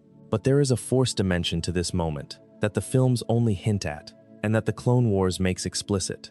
Palpatine is using the dark side to cloud the Force, to create a fog that prevents the Jedi from seeing what is about to happen. He has been doing this for years. The Jedi's ability to sense danger, to see the future, to read the currents of the Force, all of it has been degraded by Sidious's constant, sustained, galaxy-wide manipulation of the Force itself. Yoda senses it. In Revenge of the Sith, Yoda staggers on Kashyyyk as Order 66 is executed. He feels the deaths of Jedi across the galaxy, each one a wound in the Force. But he does not see it coming. The greatest Force-sensitive being in the Jedi Order, with 9 centuries of experience, does not anticipate the massacre, because Sidious has spent decades building a wall of dark side energy between the Jedi and the truth. That sustained, invisible, galaxy-spanning act of Force concealment is, in its own way, more impressive than any display of telekinesis or lightning. It is the corruption of perception itself on a civilizational scale. That is Darth Sidious, not a brute, not a warrior, a chess player who has been planning his moves for decades, who sees the galaxy as a board and every living being as a piece to be moved or sacrificed. His Force abilities serve that vision. Force lightning is his weapon of last resort, used when the manipulation has run its course and only violence remains. Telekinesis is a tool of intimidation. Foresight, his ability to see possible futures through the dark side, informs his strategies, but the core of his power is his mind, his patience, his willingness to wait decades for a plan to mature. In the Clone Wars, Sidious demonstrates his combat abilities in ways the films never quite match. The duel on Mandalore, in The Lawless, is perhaps the clearest demonstration of his lightsaber prowess. He fights Maul and Savage Opress simultaneously, wielding 2 lightsabers with a fluidity and a joy that is genuinely disturbing. He laughs during the fight. He is having fun. 2 powerful dark side users, one of them wielding the dark saber, and Sidious treats the entire encounter as recreation. He kills Savage and defeats Maul without ever appearing to exert himself. And then there is the Force lightning. Sidious's mastery of this ability is beyond anything else in the canon. In Revenge of the Sith, he uses it to overpower Mace Windu, to torture Yoda's allies, and to try to kill Luke Skywalker in Return of the Jedi. In The Rise of Skywalker, which premiered on December 20th, 2019, a resurrected Palpatine unleashes Force lightning on a scale that is almost incomprehensible.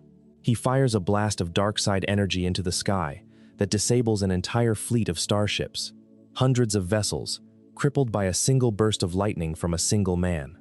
That is the upper limit of Sidious's power, and it is a display that no other Force user in the canon has ever matched.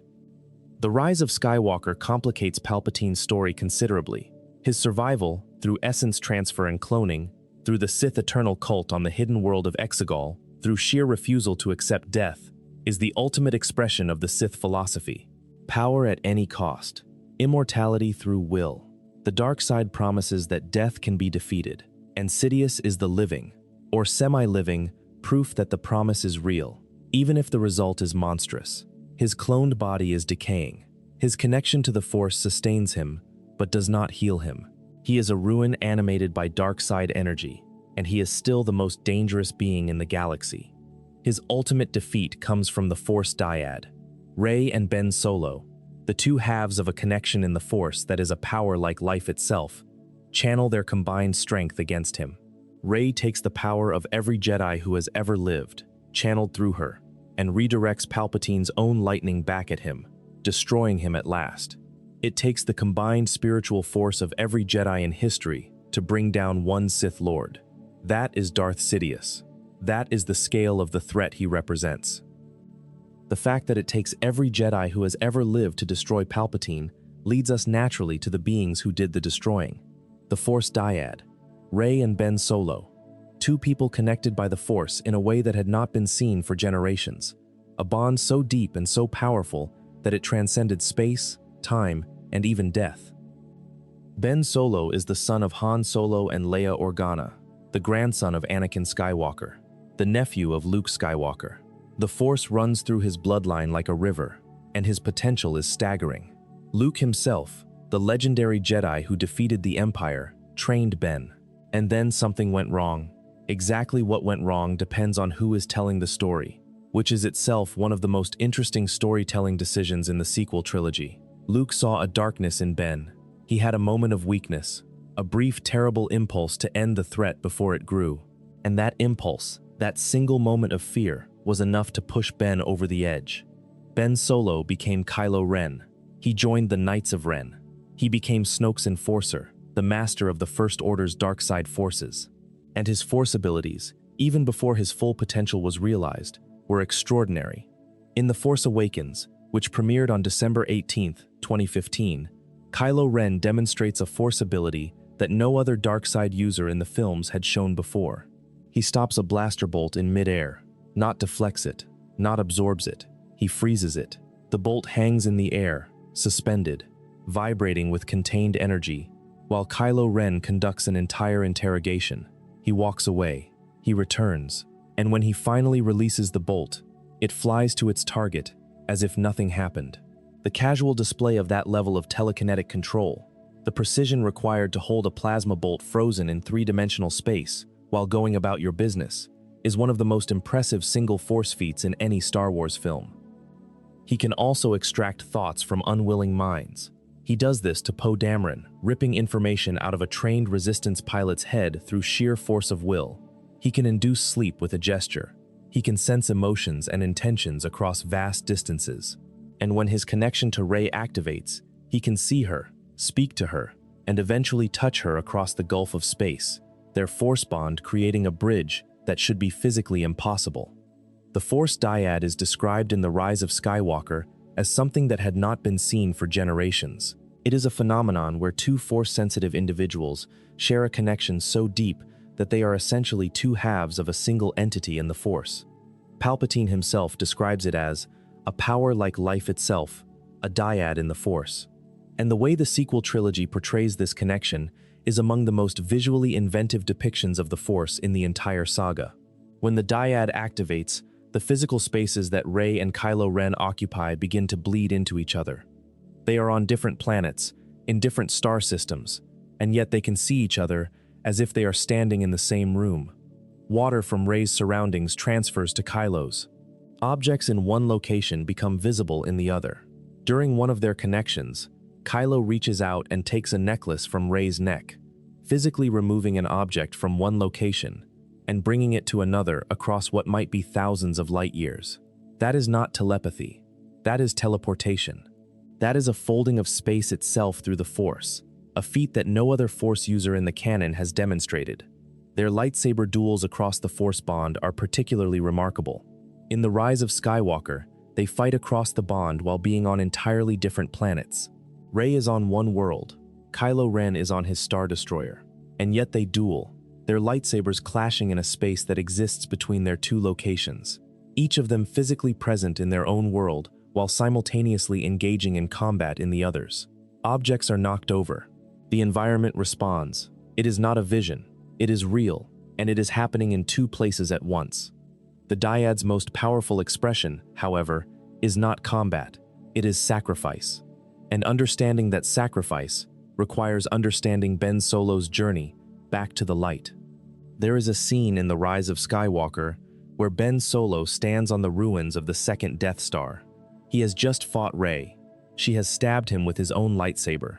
And then, feeling the death of his mother Leia through the Force, a death that Leia chose in order to reach out to her son one final time, Rey heals him. She uses Force healing, pouring her own life energy into the wound she just created, saving the life of the man she was just trying to kill. And she tells him that she wanted to take Ben Solo's hand, not Kylo Ren's, Ben Solo's. Ben stands on those ruins, alone, healed, and he sees his father.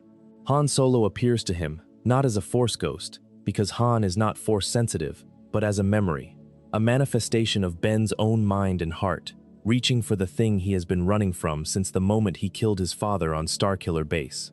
Ben repeats the words he said to Han before he murdered him. Han repeats his own words. And this time, the scene ends differently. This time, Ben throws his lightsaber into the ocean. This time, Ben Solo comes home. It is a mirror of Vader's redemption, deliberately echoed across generations. Anakin Skywalker was redeemed by his son's love. Ben Solo is redeemed by his mother's love and his father's memory.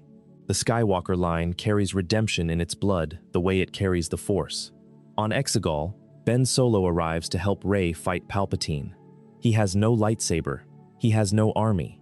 He has only the Force and his willingness to use it for someone other than himself for the first time in years. Palpatine senses the Dyad immediately. He recognizes it for what it is, a power source unlike anything he has encountered, and he drains it. He draws the life energy from both Rey and Ben simultaneously, using the Dyad's connection as a conduit, feeding their combined Force energy into his own decaying body. And for a moment, he is restored. For a moment, Palpatine is more powerful than he has ever been. He hurls Ben into a chasm. He fires Force lightning into the sky that cripples an entire fleet. And then Rey stands. She hears the voices. She hears every Jedi who has ever lived, from Qui-Gon Jinn to Mace Windu to Anakin Skywalker, telling her to rise. And she does. After Rey defeats Palpatine, she dies. The effort of channeling the power of every Jedi who ever lived, of reflecting Palpatine's lightning back at him, is too much for her body.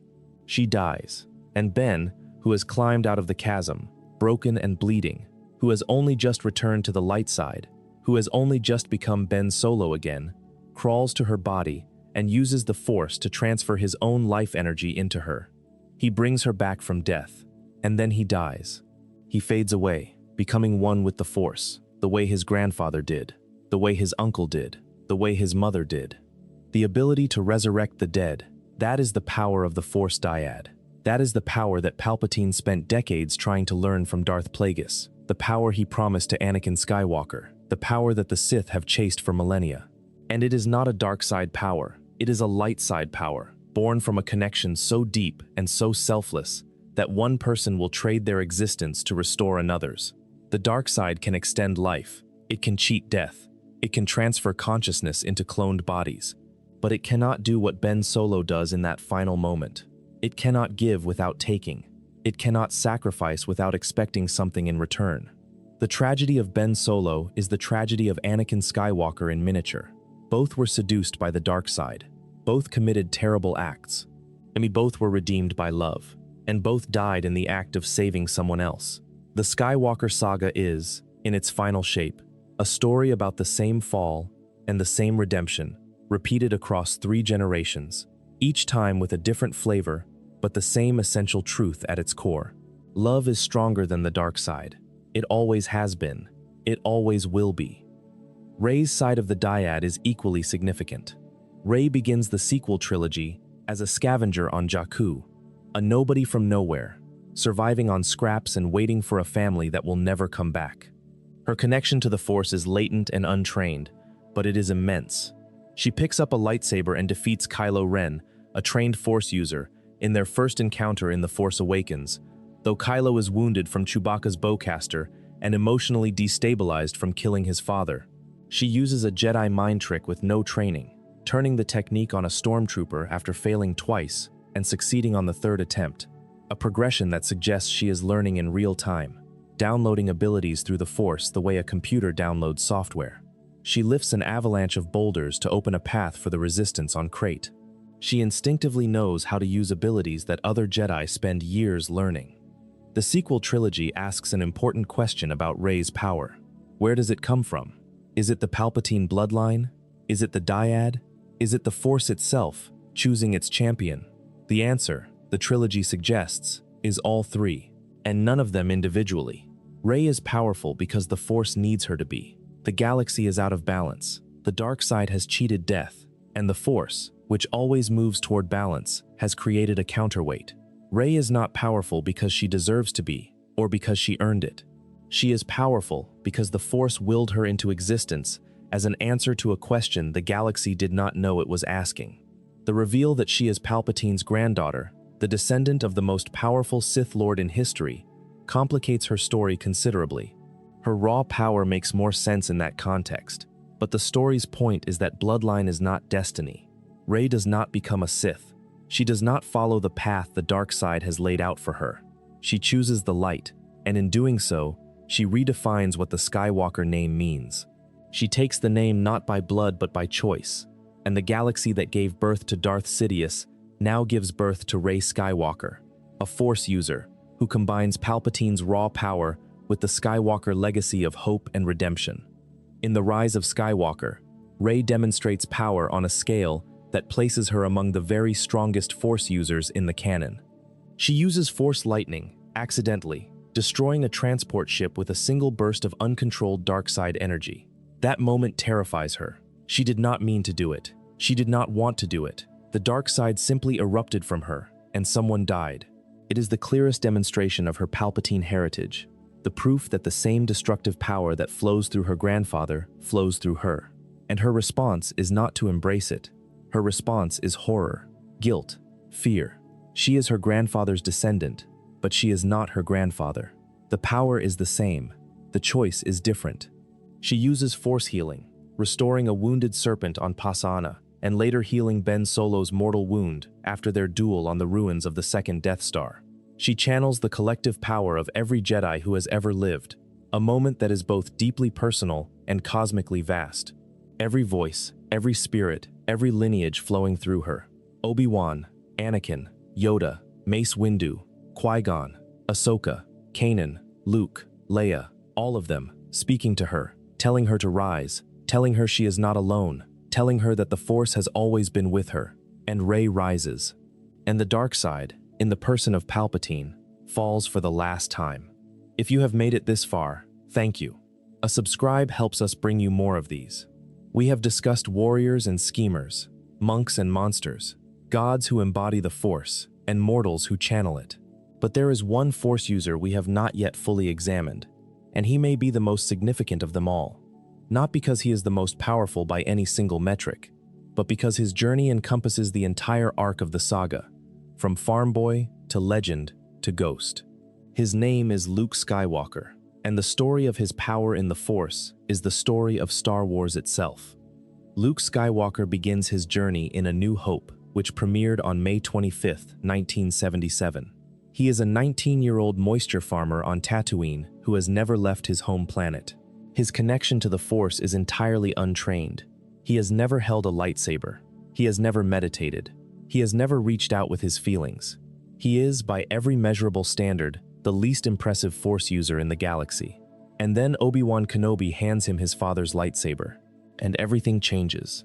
Luke's growth in the Force across the original trilogy is remarkably rapid, and it follows a pattern that mirrors the saga's own evolution. In A New Hope, Luke manages a single feat of Force sensitivity. He closes his eyes, trusts the Force, and fires the shot that destroys the Death Star. That shot, guided by the Force, kills over 1 million people aboard the battle station and saves the Rebel Alliance from annihilation. It is the most consequential single use of the Force in the entire saga, and Luke accomplishes it with about 15 minutes of total training. Obi-Wan's voice, from beyond death, tells him to let go, to trust his feelings, and Luke does. He turns off his targeting computer. He fires blind, and the shot is perfect. That moment establishes something fundamental about Luke and about the Force.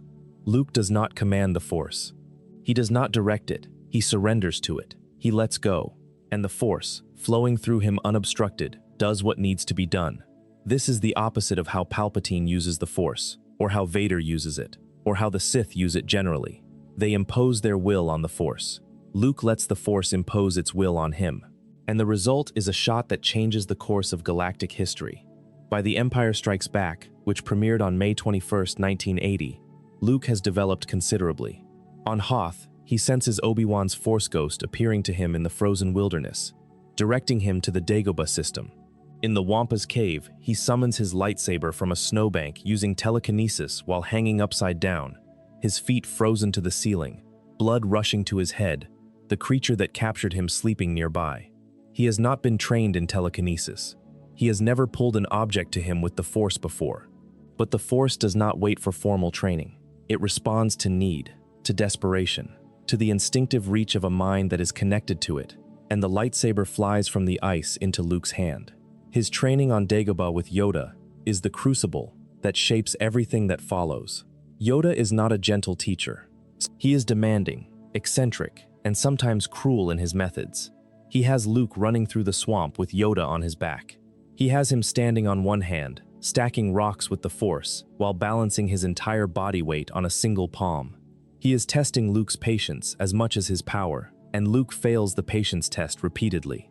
He is too eager, too reckless, too much like his father. The cave on Dagobah is the most important moment in Luke's training.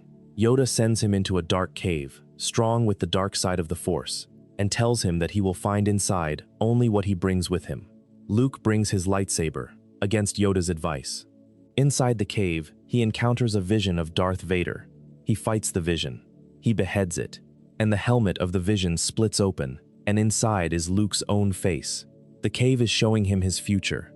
If he continues down this path, if he lets his anger and his fear drive him, he will become his father. The warning is clear. Luke does not understand it. Not yet. Yoda teaches him the fundamental truth about the Force that will define the rest of his life. Size matters not. The Force does not care how big you are, or how small the object is. It does not care about mass or distance. It cares about belief, about connection, about surrender to something larger than yourself. Luke's failure on Dagobah, his inability to lift his X-Wing from the swamp, is the most important failure in the saga. Because it is not a failure of power, it is a failure of belief. "I do not believe it," Luke says after Yoda lifts the ship effortlessly. "That is why you fail," Yoda responds.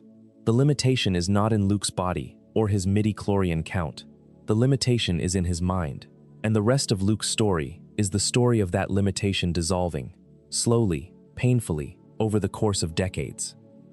Luke leaves Dagobah before his training is complete.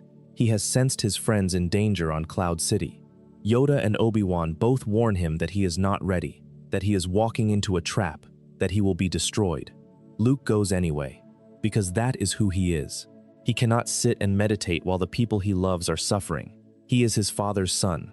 The same capacity for attachment that will eventually redeem the galaxy first puts it in danger. On Cloud City, Luke fights Darth Vader for the first time. The confrontation is not a duel between equals. It is a lesson. Vader is in complete control from the first moment. He toys with Luke, testing him, probing his defenses, measuring how much the boy has learned. And Luke is outclassed. Completely. He manages a few strikes that surprise Vader, that show flashes of real talent, but Vader adjusts and overwhelms him. He bats Luke's attacks aside with one hand. He throws machinery at him with the Force. He drives Luke backward through the facility, deeper into the trap, until they are standing on a platform above a seemingly bottomless shaft, and Vader severs Luke's right hand. And then comes the revelation: "I am your father." 4 words that redefine the entire saga. Everything Luke believes about himself, about his father, about the galaxy, is wrong. The villain is his father. The hero's origin is a lie. And Luke, dangling from a weather vane above Cloud City, his hand gone, his spirit crushed, makes a choice that is the first real demonstration of his power in the Force. He lets go. He falls. He chooses potential death over joining the dark side. He surrenders to the void rather than take his father's hand. And the Force catches him. It guides him to the bottom of Cloud City, where Leia senses his location through their shared Force bond and rescues him. That fall is the most underrated moment in the original trilogy. Luke Skywalker, barely trained, badly wounded, hanging above an abyss, facing the most powerful dark side user in the galaxy, and he jumps. He trusts the Force to catch him, and it does. That is faith. That is the same quality that defines Obi-Wan, and it is the quality that will eventually define Luke's entire relationship with the Force. The Empire Strikes Back ends with Luke in recovery, his hand replaced by a mechanical prosthetic that he flexes experimentally, looking out a window at the stars. The rebellion is in retreat. Han Solo has been frozen in carbonite and taken to Jabba the Hutt. Everything has gone wrong, and yet Luke is calm. He has faced the worst the galaxy has to offer. He has looked into the face of his own father and seen the dark side staring back, and he did not break. He bent, he fell, but he did not break, and the Force, in its infinite patience, caught him before he hit the bottom. Between the events of The Empire Strikes Back and Return of the Jedi, Luke continues to train on his own. When he appears at the beginning of Return of the Jedi, the transformation is stark. He is dressed in black, head to toe, like a shadow, like a premonition of what he might become. But the darkness in his wardrobe is a test, not a prediction. The saga is asking the audience to wonder, has Luke turned? Has the revelation about his father pushed him toward the dark side? Is the quiet confidence he now displays the composure of a Jedi or the arrogance of a Sith in training? The answer comes gradually, and it is neither. Luke has not turned, but he is not fully committed to the light either. He is in between. He uses the Force to influence Jabba's guards. He threatens Jabba the Hutt with calm menace. He fights with a controlled ferocity that is more aggressive than anything Obi-Wan or Yoda would endorse. He is testing the boundaries. He is exploring the edges of his power, and the saga holds its breath, waiting to see which way he will fall. In Return of the Jedi, Luke walks into Jabba's palace with the confidence of someone who has accepted what he is. His lightsaber is green, a color he chose himself, a blade he built himself, the mark of a Jedi Knight who has moved beyond apprenticeship into something self-directed. He fights Jabba's warriors with a fluidity that would have been unthinkable 2 films earlier. He moves through that battle on the sail barge as if the Force is choreographing his steps, which, in a very real sense, it is. But the true test comes later. In the throne room of the second Death Star, Emperor Palpatine has arranged everything. He has lured the rebel fleet into a trap. He has ensured that Luke will watch his friends die, and he has placed Darth Vader in the room, a living temptation, a constant reminder of what the dark side offers and what it costs. Palpatine's plan is simple: push Luke until he breaks. Until the anger that runs in the Skywalker blood, that inherited capacity for rage and desperation and reckless passion, overwhelms the boy's barely formed Jedi discipline. And it almost works. Luke fights Vader, and the fight is even. Luke has grown enormously since their last encounter. He and Vader trade blows through the corridors of the Death Star, lightsabers clashing in the half-darkness, and neither can gain a decisive advantage. Vader is more experienced, more powerful, more deeply connected to the dark side. But Luke has something Vader lost a long time ago. He has hope. He believes his father can be saved. He believes the dark side's hold can be broken. And that belief, that stubborn, irrational hope, sustains him through the fight in a way that raw power cannot. The moment comes when Vader reaches into Luke's mind and discovers the existence of Leia. "Sister," Vader says. "So you have a twin sister. Your feelings have now betrayed her too. Obi-Wan was wise to hide her from me. Now his failure is complete. If you will not turn to the dark side, then perhaps she will." That is the trigger. Luke explodes. He attacks Vader with a ferocity that the Emperor wanted, that the dark side was designed to produce, and he overwhelms Vader completely. He hammers at Vader's guard with blow after blow, driving the Dark Lord of the Sith backward, beating him down, until Vader falls, and Luke stands over him and brings his lightsaber down and severs Vader's mechanical hand. And then, silence. Luke looks at the stump of Vader's wrist. He looks at his own right hand, encased in a black glove, hiding the mechanical replacement that Vader gave him on Cloud City. And in that silence, in that moment of perfect clarity, Luke sees what he is becoming. He sees the loop. Son becomes father. Jedi becomes Sith. The dark side does not create new stories. It repeats old ones, over and over, forever. The same cycle of anger and loss, and more anger. Luke throws his lightsaber away. The Emperor rises from his throne. The most powerful Sith Lord in galactic history walks toward a young man who has just disarmed himself, and the contempt in Palpatine's voice is absolute. "If you will not be turned," he says, "you will be destroyed." Force lightning erupts from Palpatine's fingers, and Luke screams. He writhes on the floor of the throne room, his body convulsing under the electrical assault, and the Emperor pours more power into the attack, enjoying it, savoring the destruction of the last Jedi. "I am a Jedi, like my father before me." That line is the climax of the original trilogy, and it is a statement about power that the entire saga has been building toward. Luke's greatest strength in the Force is not telekinesis, or precognition, or lightsaber combat. It is the ability to choose. To look at the dark side, to feel its pull, to understand exactly what it is offering, and to say no. That is a kind of power that no midi-chlorian count can measure. That is a kind of power that Yoda and Obi-Wan and the entire Jedi Order spent centuries trying to cultivate and repeatedly failed to achieve in their most crucial moments. Luke, the untrained farm boy, accomplishes it when the stakes are higher than they have ever been. The throne room scene in Return of the Jedi is the thematic heart of the entire Skywalker saga. Not the lightsaber duels, not the space battles, not the political intrigue, a young man choosing not to fight, a father choosing his son over his master, and a tyrant, the most powerful being in the galaxy, destroyed not by force power but by the one thing his philosophy insisted could not exist: selfless love. His refusal to fight forces Palpatine's hand. Palpatine attacks Luke with Force lightning, and Vader, watching his son die, makes the same choice Luke just made. He chooses love over power. He grabs Palpatine and throws him down the reactor shaft of the second Death Star, destroying the Emperor and fulfilling the prophecy at last. The Chosen One brings balance to the Force, not through strength, through sacrifice. And it is Luke's choice, Luke's refusal to fight, that creates the space for that sacrifice to happen. Decades later, in the sequel trilogy, we see a Luke Skywalker who has lived with the consequences of everything that followed. He rebuilt the Jedi Order. He trained a new generation. And then Ben Solo turned, and Luke's new Jedi were slaughtered, and everything he built was destroyed. Luke retreated to Ahsoka, the site of the first Jedi Temple, and cut himself off from the Force. The Last Jedi, directed by Rian Johnson and released on December 15, 2017, shows us a Luke who is broken, bitter, and afraid. He refuses to train Rey. He refuses to rejoin the fight. He tells Rey that the Jedi must end, and the film takes its time with Luke's despair, refusing to rush him back to heroism, insisting that the audience sit with the reality that even legends can fail. Even the most powerful Jedi in the galaxy can lose faith. Even Luke Skywalker can be afraid. And his fear is not irrational.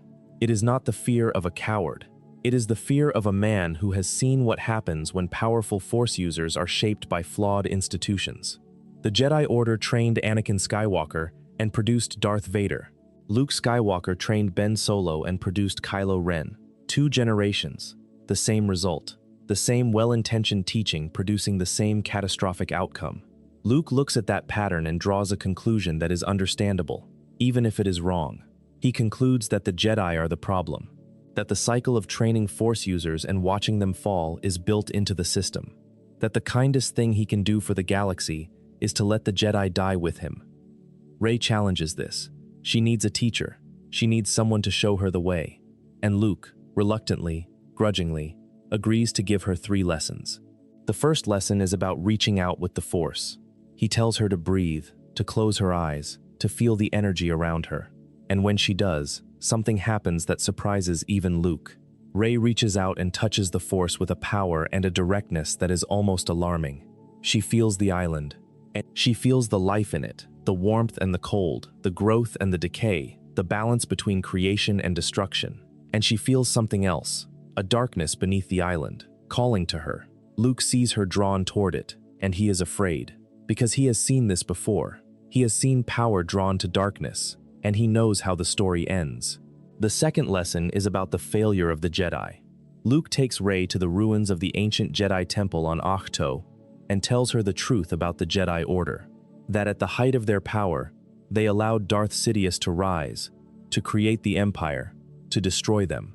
Their hubris, their complacency, their attachment to their own importance. Luke is not wrong about any of this. The Jedi Order was flawed.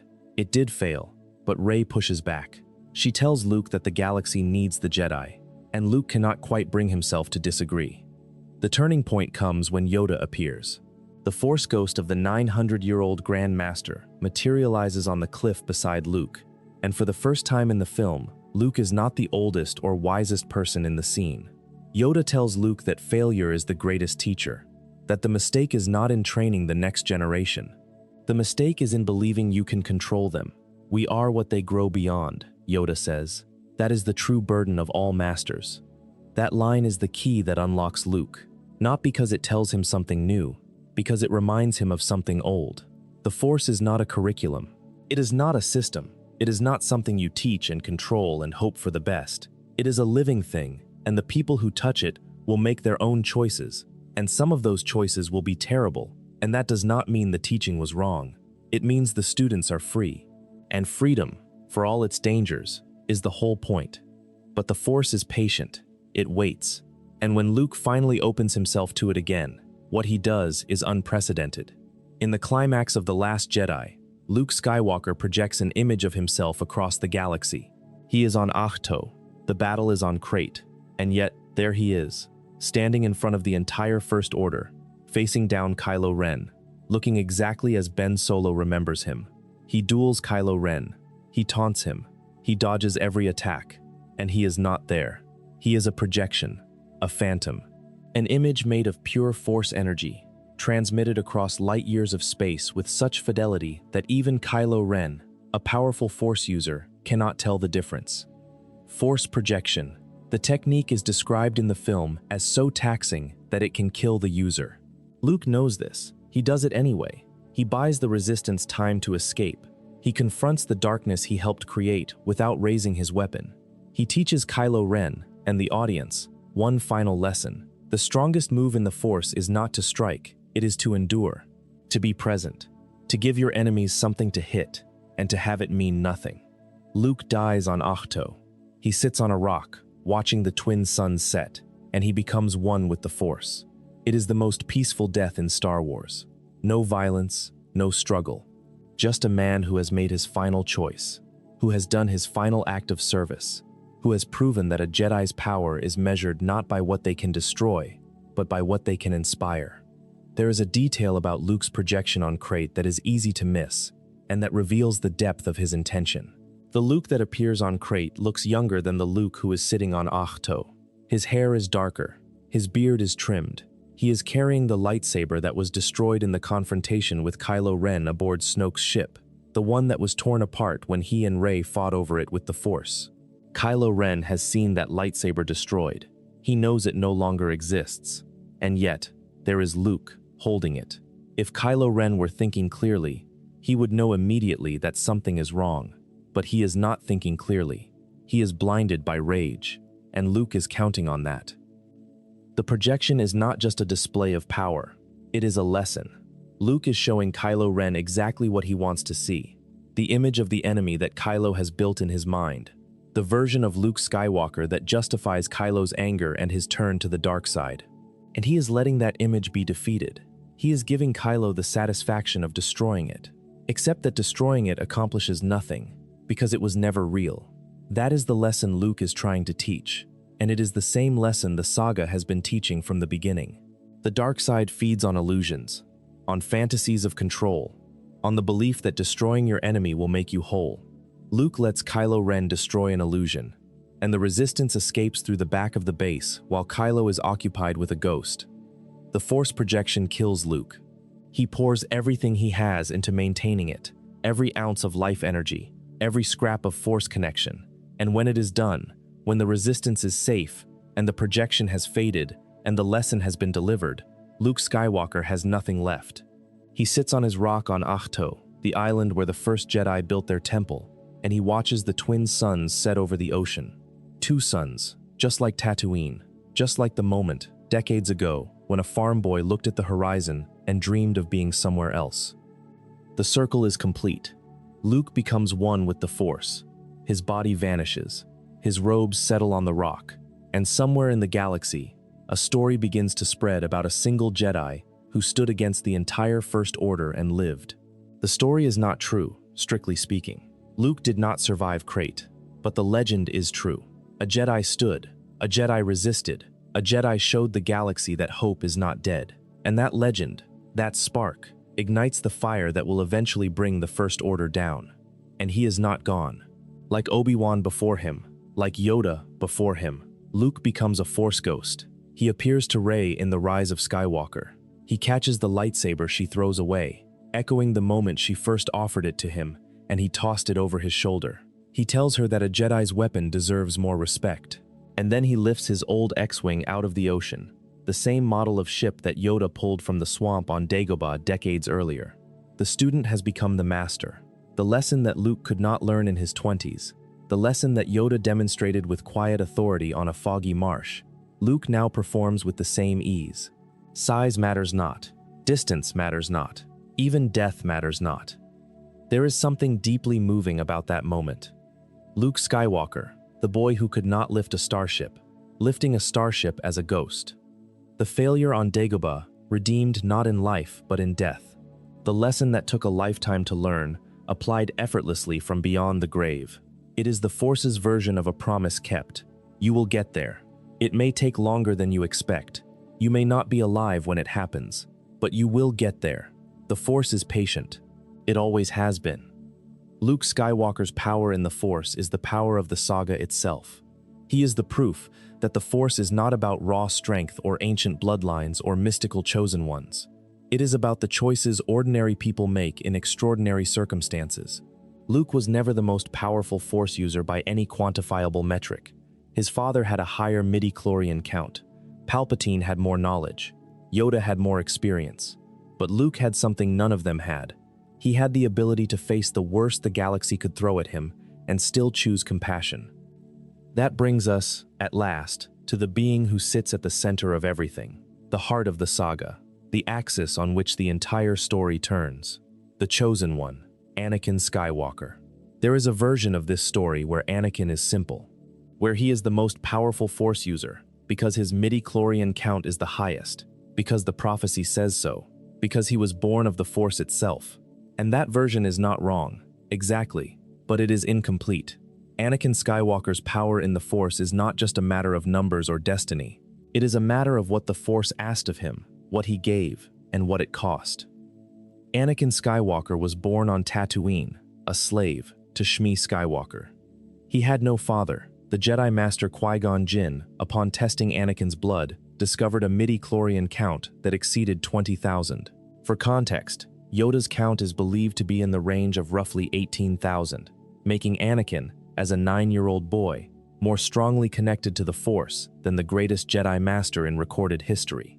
Qui-Gon believed Anakin was the Chosen One, the being prophesied to bring balance to the Force.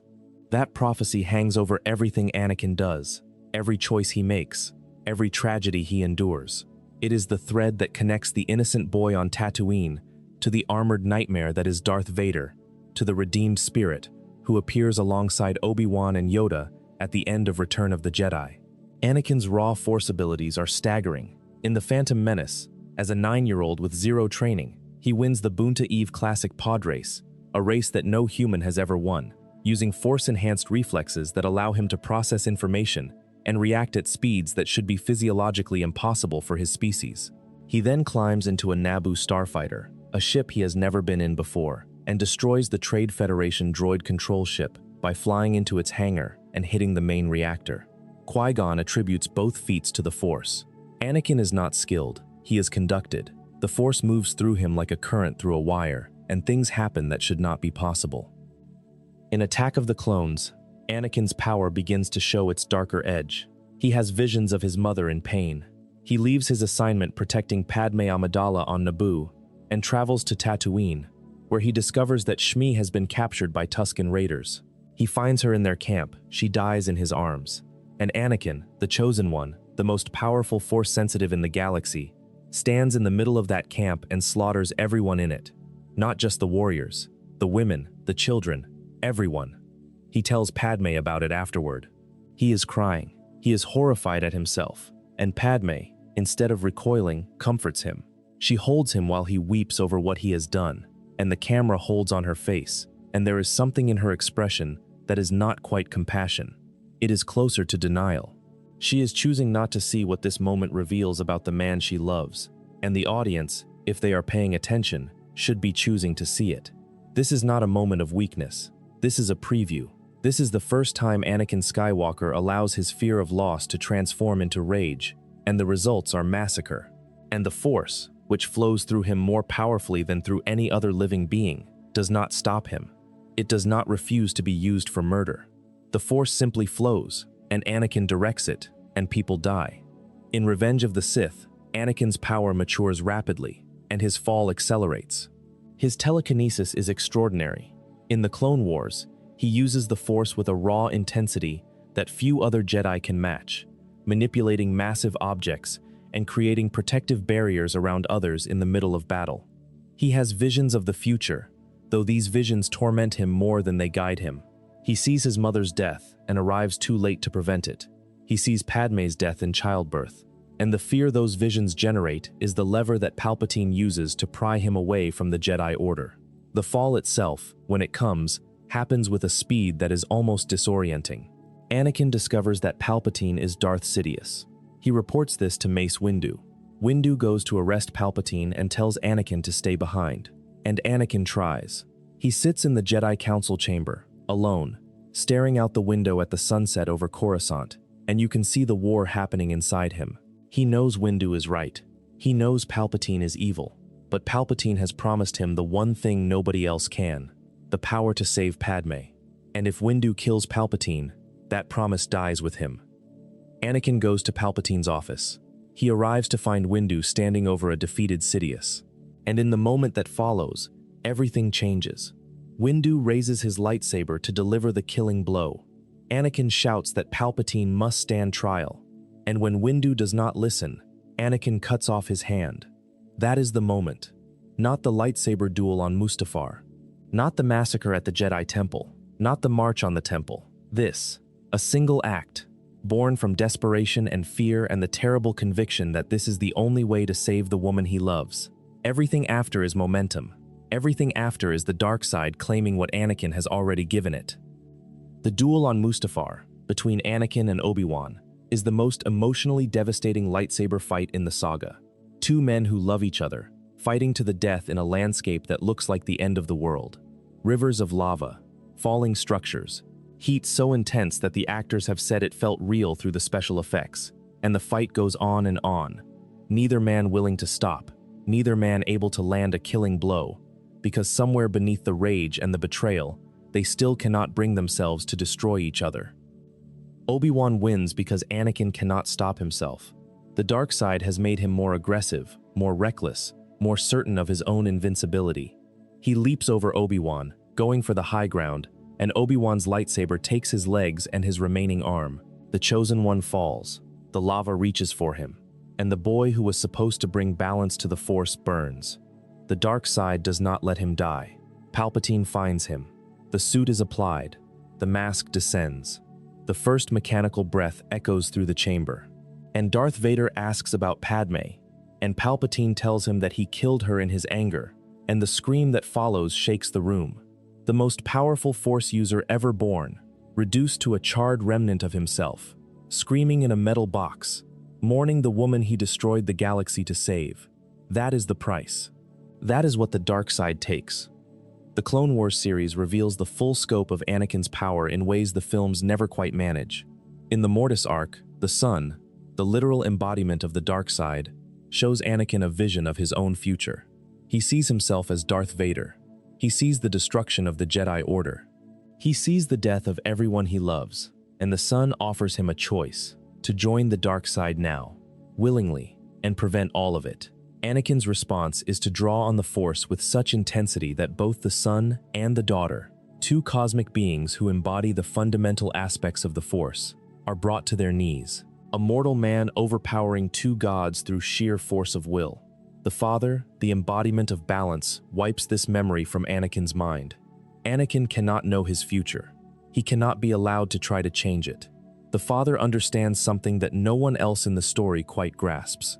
Anakin's power is not the answer to the galaxy's problems. It is the question. The answer will come later, in a different form, through a different choice. That choice comes in the throne room of the second Death Star, in Return of the Jedi. Anakin, as Darth Vader, has been Palpatine's enforcer for over 2 decades. He has committed atrocities that should be unforgivable. And yet, when he watches Palpatine kill his son with Force lightning, something breaks through. Not the dark side, not anger, not hatred, love. Anakin Skywalker chooses his son over his master. He lifts Palpatine above his head, absorbing Force lightning so powerful it is frying his life support systems, and he hurls the Emperor down the reactor shaft. He destroys the most powerful Sith Lord in history, and the effort kills him. Think about what that actually means. Anakin's final act is not a demonstration of Force power in any traditional sense.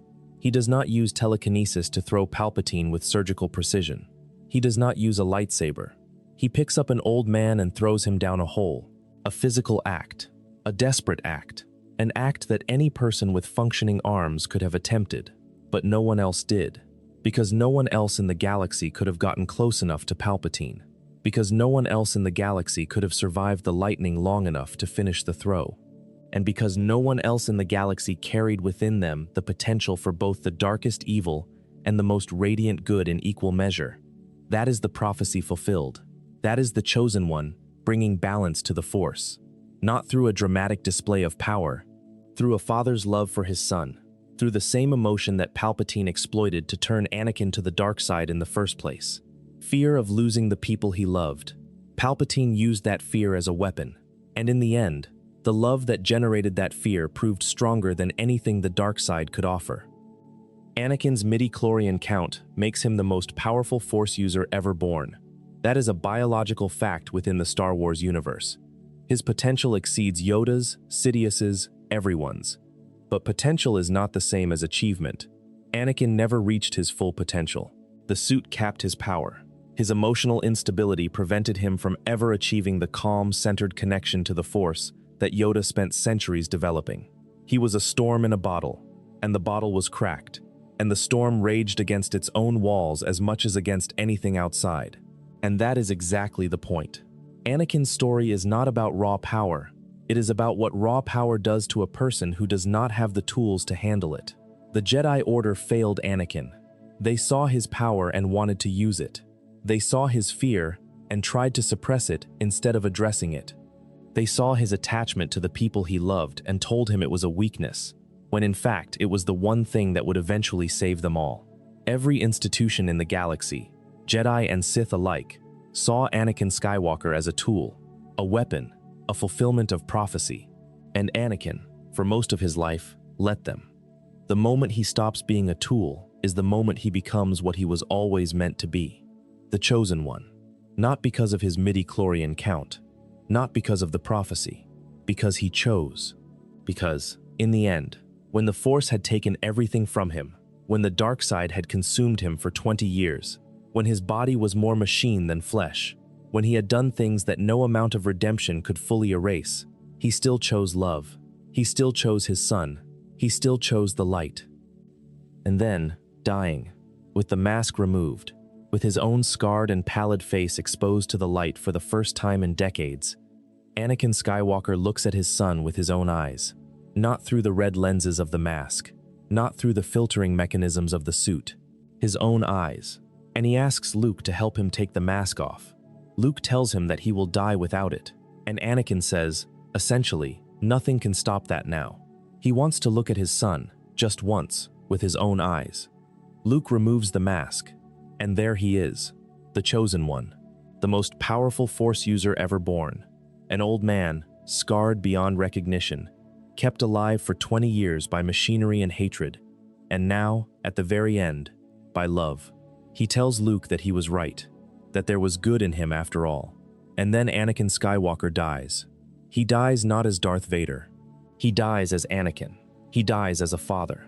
And his body does not simply cease to function. He becomes one with the Force. Despite everything he has done, despite the decades of darkness and the atrocities and the suffering, the Force takes him back. It accepts him. It makes him whole. And on the forest moon of Endor, his spirit appears alongside Obi-Wan and Yoda, young and whole and at peace, a smile on his face that the living Anakin Skywalker never wore.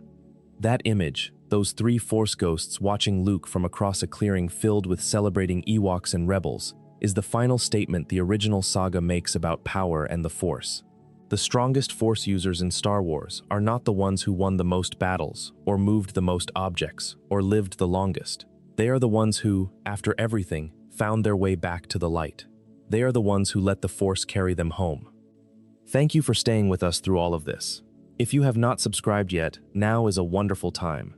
We have traveled across the entire span of the Star Wars saga now, from the quiet faith of Obi-Wan Kenobi to the burning fury of Darth Maul, from the elegant precision of Count Dooku to the dangerous edge-walking of Mace Windu, from Ahsoka Tano's journey beyond the Jedi Order to the terrible shadow of Darth Vader, from 900 years of Yoda's wisdom to the cosmic scale of the Mortis gods, from the patient scheming of Darth Sidious to the sacrificial love of Ben Solo, From Luke Skywalker's projection across the stars to the raw, staggering potential of Anakin Skywalker, the Chosen One, and from Qui-Gon Jinn's quiet discovery of immortality to the indifferent vastness of the Bendu, the one in the middle. Each of them touches the Force differently. Each of them is changed by it differently. And each of them reveals something about the nature of power that the others cannot. There is a thread that runs through all of their stories, and it is worth pulling on before we close. It is the thread of cost. Every single Force user we have discussed in this video paid a price for their power. Every one. There are no exceptions. Obi-Wan paid with solitude. He spent 20 years in a desert, watching over a child who did not know him, mourning a brother who had become a monster. The most faithful Jedi who ever lived was rewarded with decades of isolation. That is the cost of being the one the Force trusts with its most important mission. You do not get a normal life. You get a cave on Tatooine. Qui-Gon paid with his life. He found the Chosen One. He discovered the path to immortality, and he died on the floor of a reactor core before he could see any of it bear fruit. The man who changed the course of galactic history did not live to see the change. Maul paid with his sanity. A decade in a junkyard, half a body, half a mind, sustained by nothing but hatred. The dark side kept him alive, but what it kept alive was barely a person. Maul survived, but survival is not the same as living. He spent the rest of his existence chasing a revenge that could never fill the hole his master's betrayal had carved in him. Dooku paid with his principles. He left the Jedi Order because he believed in something better, and the dark side used those beliefs as a leash, leading him step by step from principled dissent to war crimes to a death on his knees, betrayed by the master he had served. Mace Windu paid with the one moment where his extraordinary ability was not enough. He could defeat Sidious. He did defeat Sidious, and it did not matter, because the Chosen One made a different choice, and Windu's power, all that skill, all that mastery, all that carefully controlled darkness, went out a window. Ahsoka paid with belonging. She walked away from the only family she had ever known. She watched the Order fall. She fought the man who used to be her master. She touched the world between worlds and came back changed, existing in a space between life and death, between Jedi and not Jedi, between the past and the future. She found her own path. But that path is lonely. It has always been lonely. Vader paid with everything: his body, his wife, his children, his identity, his soul. 20 years of suffering, encased in a walking prison, breathing through a machine, feeling nothing but pain and anger, and the cold certainty that everything he loved was gone because of choices he made. The dark side gave him power beyond imagining, and it took away every reason to use it. Yoda paid with failure. 900 years of wisdom, and he could not prevent the fall of the Republic, the destruction of the Jedi Order, or the rise of the Empire. He went into exile knowing that everything he had built across 8 centuries had been swept away by a Sith Lord who was more patient and more cunning than the entire Jedi Order combined. Sidious paid with his humanity. Whatever Sheev Palpatine might have been, whatever potential for goodness or connection or joy might have existed in the boy from Naboo, the dark side consumed it utterly. By the end, Palpatine is not a person. He is a hunger, a void shaped like a man, filled with dark side energy and nothing else. He has all the power in the galaxy, and no capacity to enjoy any of it except as a tool for acquiring more. Luke paid with innocence. The farm boy who looked at the twin suns and dreamed of adventure became a legend, and the legend became a burden, and the burden became a cage. He built a new Jedi Order and watched it burn. He fled to the edge of the galaxy and cut himself off from the Force. He died performing an act of selfless courage that redeemed his failures but could not erase them. Anakin paid with everything and more. He paid with his mother's life. He paid with Padme's life. He paid with his body, his freedom, his name, his soul. He paid with 20 years of servitude to the man who orchestrated every loss, and then he paid one final time, with his life, to save his son and fulfill the prophecy that had shaped his existence from birth. The pattern is clear. The Force does not give gifts, it makes bargains, and the currency is suffering. Not because the Force is cruel, not because the universe is designed to punish the powerful, but because the kind of connection to the Force that produces extraordinary power requires extraordinary vulnerability. You cannot touch something that vast, something that fundamental, without being burned by it. The fire that forges the strongest Force users is the same fire that consumes them. And yet, every single one of them, in their own way, in their own time, at their own cost, chose to participate. Obi-Wan chose faith. Qui-Gon chose curiosity. Maul chose survival. Dooku chose principle. Windu chose mastery. Ahsoka chose independence. Vader chose power. Yoda chose wisdom. Sidious chose dominion. Luke chose compassion. Anakin chose love. And the Force flowed through all of them, light and dark, creation and destruction, growth and entropy. The Force does not discriminate. It does not prefer the Jedi to the Sith, or the light to the dark. It moves through everyone who opens themselves to it, and it changes them, and they change the galaxy, and the galaxy changes them back, and the cycle continues, endlessly, across all the stars, and all the years, and all the stories that have ever been told in that galaxy far, far away. That is the answer to the question this video has been asking. Who is the strongest Force user in Star Wars? The question itself contains its own answer. Strength in the Force is not a single thing. It is not a number. It is not a ranking. It is a relationship between a living being and an energy field that binds the galaxy together. And the nature of that relationship is different for every single person who participates in it. Obi-Wan is not stronger than Yoda, and Yoda is not stronger than Sidious, and Sidious is not stronger than Anakin, because they are not competing in the same event. They are all participants in the same story, a story about what happens when mortal beings touch the infinite, and the infinite touches them back. The Force is not a weapon, it is a river. Some people wade in it, some people swim, some people build dams and try to control the flow, some people drown, and some people, the rare and the extraordinary and the tragic, learn to let the river carry them. They let go of their need to control it. They surrender to its current, and when they do, the river takes them to places no one else has ever been. Obi-Wan sits on a rock on Tatooine, watching the sun set, and the Force is with him. Yoda sits in a hut on Dagobah, watching the fog roll through the swamp, and the Force is with him. Luke sits on a cliff on Ahsoka, watching the waves crash against the ancient temple, and the Force is with him. Anakin stands in the throne room of the Death Star, looking at his son through the mask of Darth Vader, and the Force is with him. It has always been with him. It has always been with all of them. The strongest Force user in Star Wars is the one who understands that the Force was never theirs to command. It was theirs to serve, and in serving it, they became something that no amount of raw power could ever achieve on its own. They became part of the story, part of the myth, part of the Force itself. There is a scene at the very end of Return of the Jedi, where Luke looks across the celebration on Endor and sees 3 Force ghosts watching him: Obi-Wan, Yoda, Anakin, 3 men who gave everything to the Force, who let it use them and break them and remake them, who died in its service and live on in its light. They are smiling, they are at peace, and they are together. The Force does not belong to anyone. Everyone belongs to the Force, and the strongest among us are the ones who understand that belonging is not a limitation. It is the source of everything: the light, the dark, the balance between them, the breath in your lungs, and the stars in the sky, and the quiet, patient hum of something vast and luminous that connects all living things, from the smallest organism to the greatest Jedi who ever drew a lightsaber. That is the Force. That is its power.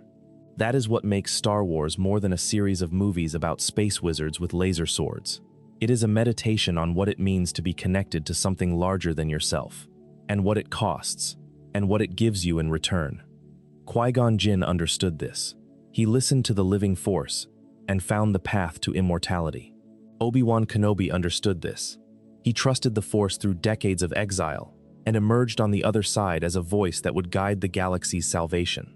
Yoda understood this. He spent 9 centuries deepening his connection and died at peace, knowing that the Force would endure long after his body was gone. Ahsoka Tano understood this. She walked away from every institution that tried to define her relationship with the Force and found her own way to the light. Luke Skywalker understood this. He threw away his lightsaber in front of the Emperor and bet everything on the belief that love was stronger than hate.